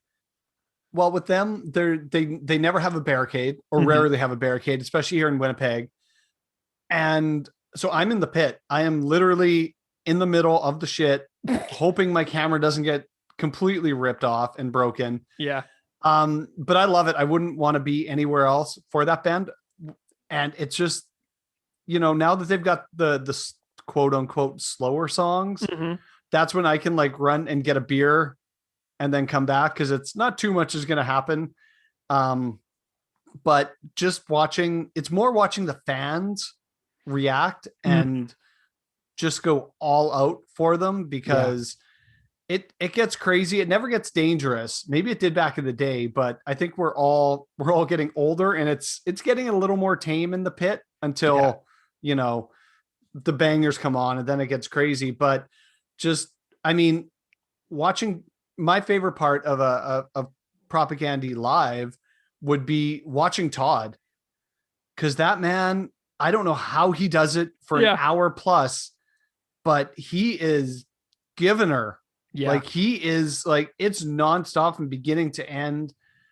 And just, man, he is drenched by the end of the show, because he doesn't stop moving and just gives it his all. Something that really stands out to me about my interview with Todd that we did for the Dark Matters episodes, when he was saying like, when I got a guitar, my only objective was to go nuts. And I'm like, yes, absolutely. Because, that was like decades ago, and Todd's like, in his 40s or whatever, but like he still maintains that piece of his youth that comes out fully on stage. Like it doesn't matter what his number of his age is, like he still retains this piece of his like adolescence that like I feel like will never go away for him. It's really special. And it's funny, because I actually saw, the only time I think I've ever seen Todd mad was at a show here in Winnipeg at a venue, and Randy talked about this too, I think. The Union Sound Hall was a venue here in Winnipeg. And it was one of those nights where I think either his monitor kept cutting out, but there was this very annoying person that I don't know if she was a fan of the band or not, but every 2 minutes she's up on stage and diving off, and up on stage and diving off. And it's just one of those people. And Todd just like not flipped out on her, but just got super mad, because I think it was more of the technical issues. Cause he couldn't hear himself or something. It was funny, because it's just, Todd's such a chill, relaxed dude that it's watching him like kind of just like get super annoyed and pissed off was kind of funny. Oh God, poor guy. All right. Well, Dwayne, let's chat a little bit about the music for the particular episode that you're on for our podcast here. When I asked you what song you wanted to talk about, you chose a song from Today's Empires, Tomorrow's Ashes. And I'm wondering if you can just tell me about what this record as a whole means to you in your life as a fan of music. I mean, this record is, especially being, I mean, in music, it's, oh, I don't even know what to say. It's angry. It's smart. It's, there's so many elements in this album that really hit home with me. And this is, and I've said it on my podcast before as well, this is when I think Propagandhi really becomes Propagandhi, not taken away from the first two albums because they're great. But with when Todd joined the band, I think the realization of what this band is finally came to fruition. It's like this is where we're headed. And with, you know, Todd and Chris and George's love of like thrash and heavy music. Yeah. And especially with Todd playing that stuff in like I Spy and Swallowing Shit, like this is when Propagandhi is really the band that I think a lot of us have come to love. Yeah, you know, it's nice to hear somebody from Winnipeg or from who lives in Winnipeg say that, because so many people, you know, don't like the fact that Keith and I have professed our love of Empire's Onward over the 90s albums. And, you know, that's obviously just anybody's personal preference, but I feel like the equilibrium within the band was established with Empires. Do you know what I mean? Like that's when I feel like everybody in the band was 100% on the same page for the direction and trajectory that the band would go in. Like that's just my impression as a fan. Yeah. With no relationship with them. I don't know them, like really, you know. So that's just my impression. Is that yours too? Yeah, like I mean, I love Samson's contributions to the first two albums. They're great. They're a few of my favorite songs, like Gifts. Yeah. I love that song. Yeah. Is it really like I would freaking kill to hear that song live. I never will unless. Have you seen him play it? He plays it solo. No, I haven't seen him play.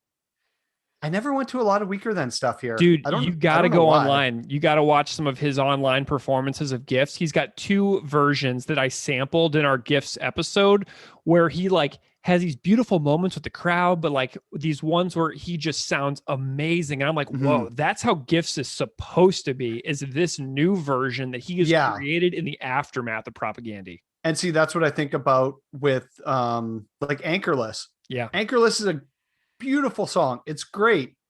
It's not a Propagandhi song. That's a John Kay song. And when he plays it by himself or the Weaker Than's version, it's wonderful.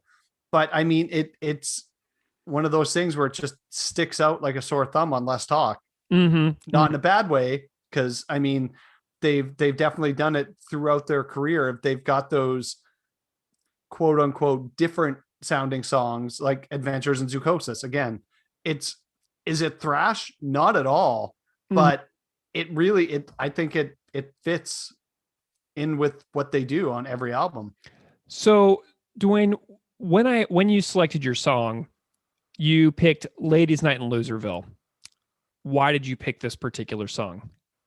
I mean, I know I said something to you off air or on our private chat that the one song that had I been able to pick, I would have talked about, because it's the only Propagandhi song I hate, which isn't, I don't hate it. Oh, it's just so bad. And then you were like, well, someone else is talking about that one. And I'm like, well, good. Cause I don't want to say I hate a Propagandhi song, but I definitely hate that song.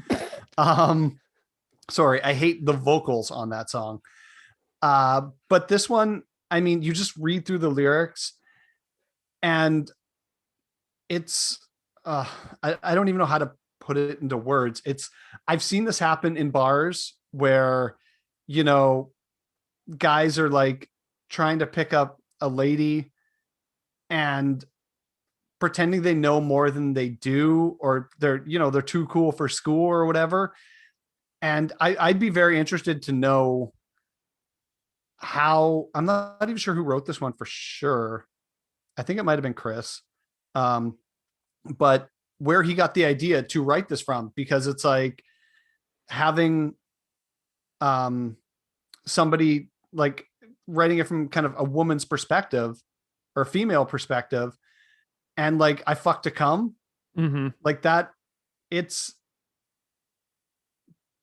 putting a very, I don't want to say masculine spin on it, but it's like, this is what I want don't bullshit me. Like Yeah. this is if we're gonna do this, this is why I'm doing it, because I want to do it. Don't Yeah. don't It you know? it takes ownership Yeah. of the act of sex. Like, and there's a book that I read called Becoming Cliterate, and it's a fantastically interesting book about the inequality within sex between men and women, and the ways that so oftentimes it's a completely selfish act on the part of the man, because that's how a patriarchal structure of society works, essentially. And that book, Becoming Cliterate, talks about the ways that men have, used sex in ways that is unequal within relationships, as a form of immediate gratification with disregard for the experience of the partner. Mm-hmm. And that's what this song is to me. It's pro-feminist, it's pro-sex, and we need like, we all have like agenda. We should like have clear communication about our agenda within sex. And so oftentimes it's just a one-sided transactional approach from the man, who then is done and over it and moving on, and essentially disregarding of the partner. Does that make sense? Oh yeah. I mean, see, you put it much more succinctly than I ever could, because I agree 100% with that. Yeah, and it's like, I was thinking about that book a little more, Becoming Cliterate. It's like, it talks about like the main event of sex, and how the main event of sex is viewed differently between men and between women. And so for men, the main event of sex is the visual that is popping up into every listener's mind. But the main event of sex for women is not necessarily the main event that pops up in the minds of men. Mm-hmm. And the problem is that men never say, or rarely say to their partners, what is the main event to you? Do you know what I mean? Yeah. Because men know what their main event is, but if they don't ask the other partner, what is your main event, then they will never know. And this song to me is like, this is my main event. Do you know what I mean? So it's like the opposite perspective of, it's the answer to the question that men fail to ask, which is, there's my tangent. Anyway. I love tangents. Yeah. Well, okay. So what do you, is there anything in particular that you dig about the musical performance of this song, like in the instrumentation or in like the vocal performance or like the musicianship whatsoever? I mean, I'm definitely not a musician. I played organ growing up, and then after that, I just kind of quit playing music. I'm more of a music appreciator. Yeah. But I love how this song kind of starts off a little slow. Yeah.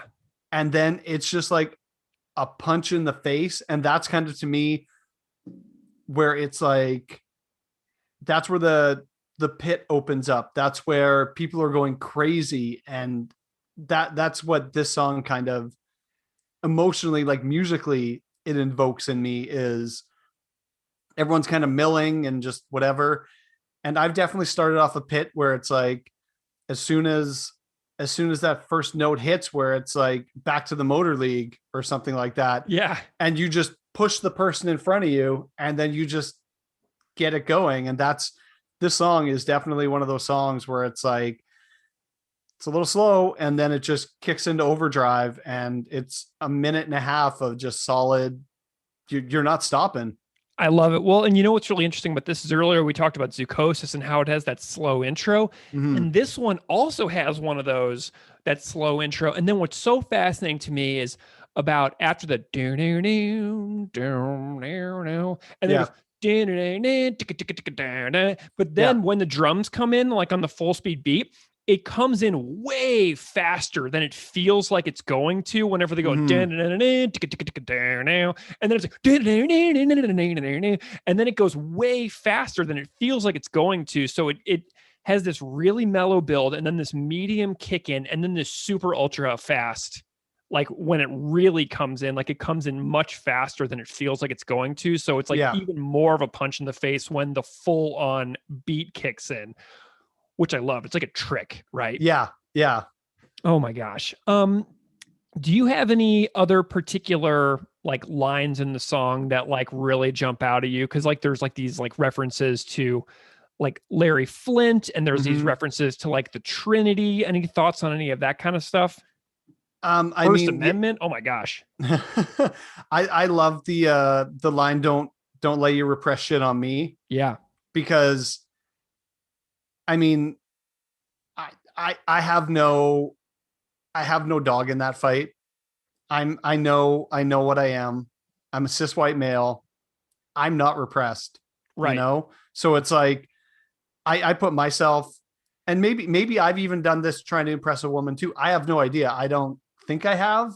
Like, I don't try to talk out of my depth, or, you know, if people are like in the first line, like spits out a Greek translation. I've definitely never done that. Like I'm not going to pretend I'm smarter than I am. Yeah. But I put myself in that role, and like, it's reading back through the lyrics. Like when I knew I was going to talk about the song and going to talk to you about this, I put myself in the role of the man talking to this woman or this person, I guess I should say. And I'm like, have I done that? And if I have, I shouldn't do it. Yeah. And it just makes me, it just makes me want to be a better person. Yeah. It makes me want to, you know, watch other people. And I'm never going to say whatever, they can do what they want as long as they're not hurting anyone. And I'll just laugh at them. Just watching someone try to impress someone else is very funny. Dude, you've probably seen it. You know that meme that like goes around on the internet with like the guy who's obviously very drunk and his eyes are going in different directions, and he has his arm wrapped around a girl and he's essentially yelling right in her ear at a bar, and her face is just one of agony. Yeah. And it's like her face just says everything you need to know about being in that moment of having this disgusting person with their disgusting breath breathing into your ear, yelling, thinking that they're like picking you up. Do you know what I mean? It's just really telling on the ways that how we should consider interacting with each other in public settings. And I mean, it fits in like that meme fits in perfect with in the first verse, whatever, because you've been feeding me this crap about free speech and thought police, like I'm supposed to sit and swoon. Yeah.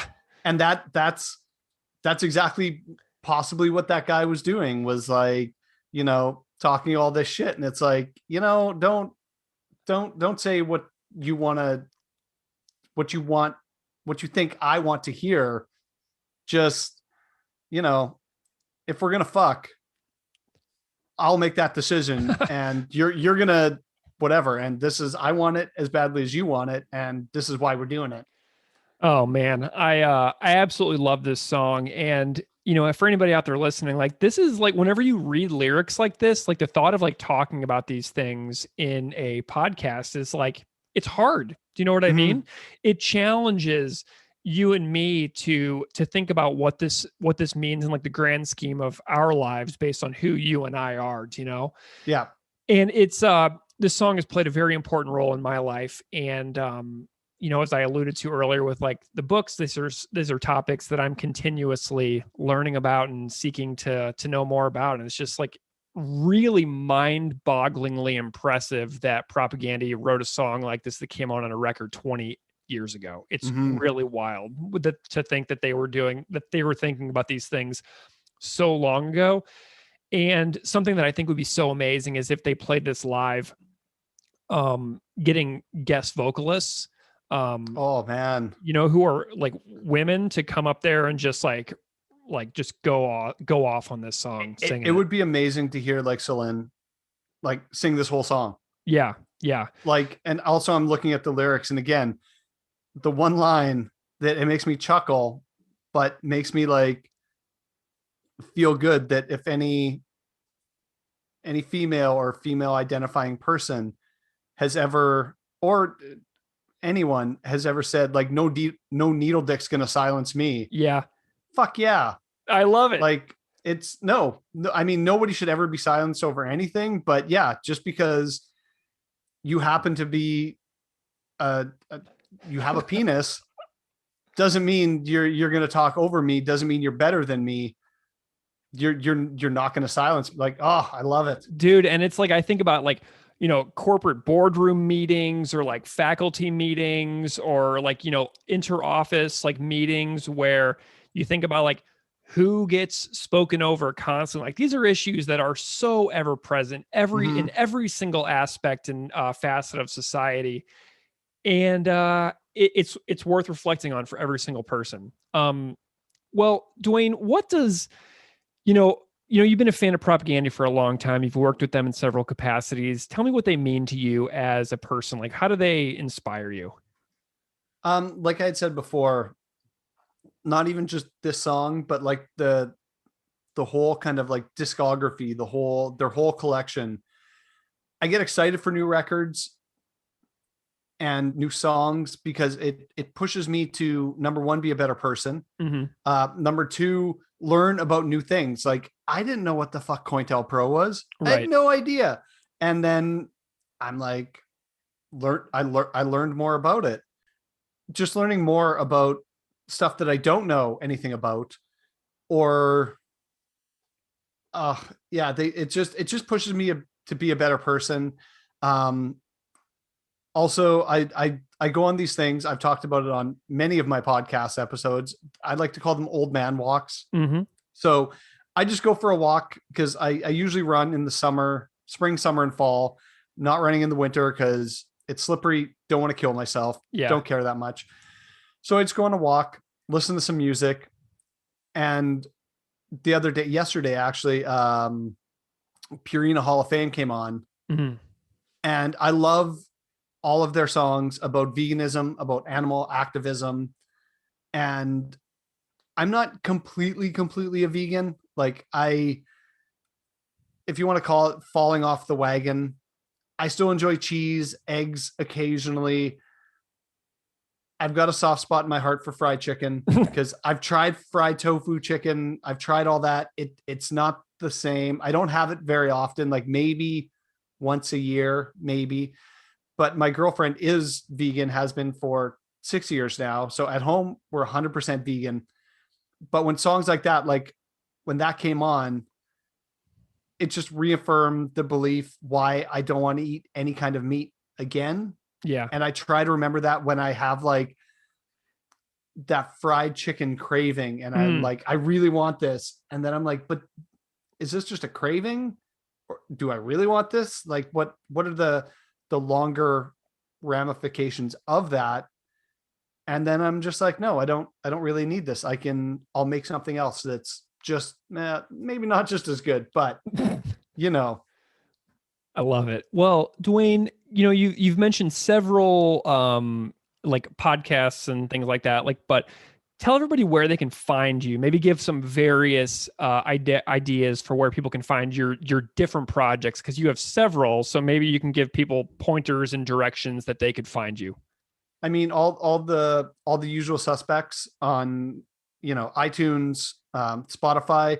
You just either have to type in "It's a Music Thing" and it should pop up, or for the photography one, Filters Removed.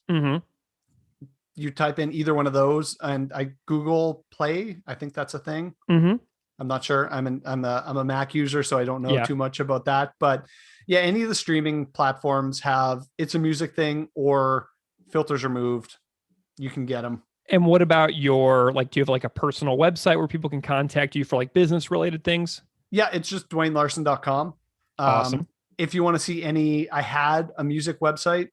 It's a Music Thing, but I took it down because It's a Music Thing. It didn't kind of come to the full realization that I wanted it to. It was more like an online portfolio. But Instagram, just type in "It's a Music Thing MB" for Manitoba. Okay.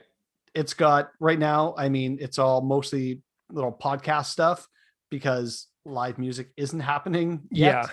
But when it does, there'll be live music photos and stuff like that up there too. What about social media for your photography? Just Dwayne Larson. Awesome. Yeah. Well, all right. And that'll be, I mean, that's a little, if you're really into music, that's a little quote unquote less exciting. Yeah. Because it's more of my corporate architecture work, weddings, all that kind of stuff. But if you like looking at pretty photos, I definitely do take them. A lot of people out here on who follow us really like that kind of stuff, so I just wanted to make sure people can know where to find you. But Dwayne, this has been a real pleasure talking to you for Unscripted Moments, of podcast with Propagandhi. Great stories, great hang. You've made my Friday definitely a lot brighter today. So we're grateful to you for your participation, your time, your stories. It's just been really awesome, dude. Awesome. I mean, I've listened to the podcast just about every episode. Wow. And I really enjoy it. It's like I said, I go on my old man walks. It's either music or podcast because I can turn everything else off and just listen. And I know you've had a few Winnipeg folks on here, like Randy's stories were, I loved them. And when he was talking about some of the stuff, I'm like, I was at that show. Yeah. I was there. Like there was one that I wish I could remember because I think I had a funny story about it, but I can't, I just, well, I can't remember. That's one of my reasons why I always ask guests about seeing Propagandhi live, is because you never know who out there is going to hear and say, oh my God, I was there too. Like when I asked Frank Turner when he had seen Propagandhi, and he's like, oh yeah, I was at the Islington show in 2009. And I was like, dude, I was there too. And so Frank Turner and I were like in the same room together watching Propagandhi just as fans. And now Frank Turner plays freaking Wembley Stadium with his band. So yeah. It's just awesome to see moments where it's like, dude, we had that moment together and we both have that in our shared collective memory. And like, that's why I love getting these kinds of stories down. And that's why I always ask about when people have seen Propagandhi, because you never know who's going to hear it, who's going to connect with that moment. And actually that just made me remember one of my most memorable Propagandhi stories. And it has nothing to do with them playing. It was here in Manitoba, we've got a thing called Manitoba Metal Fest. Mm-hmm. And Corey, who organizes everything, does such a great job at kind of curating 2 days of metal. And I'm not a huge metal fan. Like this is like thrash, death, hardcore. Like it's a little bit of everything mixed in. And I can't remember which year it was or which show, but all three of the guys were there, Jord, Chris, and Todd. And they were all near the front watching whoever was on stage, whatever band. And that really, like, that hit home with me so hard. Cause I'm like, there's these guys that, love music and will come out and support like a local festival, and guaranteed they bought their tickets. They didn't ask for comps. They, didn't do any of that. And that they're right near the front, just enjoying the show. And I'm like, I hope I can still be doing that when I'm not going to say when I'm quote unquote their age, because you're right. I'm pretty close, not super, super close, but I kind of want to keep, even if I've got to keep moving back and away from the pit, I want to keep doing that because just, seeing that, and they come out and support local bands all the time. Like I see Todd at many shows. Yeah. I love it. Well, and I'd imagine that a lot of people out there, regardless of age, are thinking about the, post-vaccine world and the return of live entertainment in all ways, whether it's stage productions, live drama, stand-up comedy, bands, live dance, whatever. Like it's going to be this deluge of entertainment where people, I hope of all ages, are going to like reconnect with some things that at one time brought them joy and maybe they had given up because of like demands of life and parenthood and work and like, oh, I'm too tired tonight. I'm thinking that we're going to have a few years of really rich culture and activity as people and as societies in the years after all the vaccines and everything come out for COVID. At least that's my hope and my dream. Yeah. Like I don't ever want to say, if I ever say, and I've told my girlfriend this, I'm like, if I ever say I'm too tired to go out tonight to go to the show, just smack me in the head and be like, no, go. Like, and it's there in my head that I'm not going to say, oh, I don't really want to see this band. I don't really, no, I do. Even if I'm tired, I'm going to go to the show. I'm going to shoot it. And even if I don't like it, I'm going to take something positive away from it. Whether it's, I saw that person, because I've had one in particular, a friend, she committed suicide early last year. And it's like, she was one of those show friends, you only kind of see at shows. And I'm like, fuck, that sucks. And I don't ever want that to happen again. So I want to see all my friends whenever I can. And you're going to go on behalf of the person who isn't there anymore. And you're going to be like, man, every time you walk in that room, a park theater or whatever, and that person's not there, you're going to think about them. And you're going to be like, this one's for you. Let's rock out.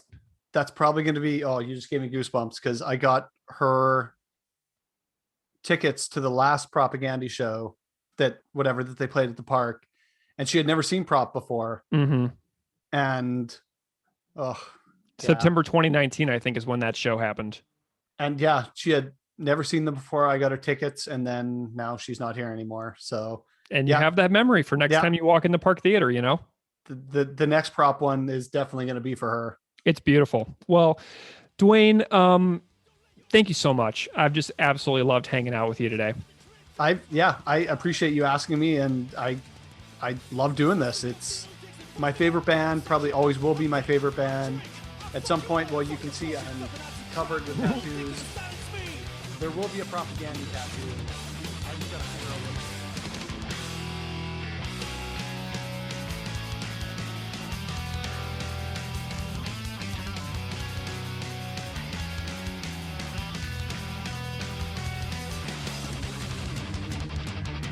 And I fucking call. Don't let your reaping shit on me. I fucking call. Fuck you up with the Trinity. I fucking call.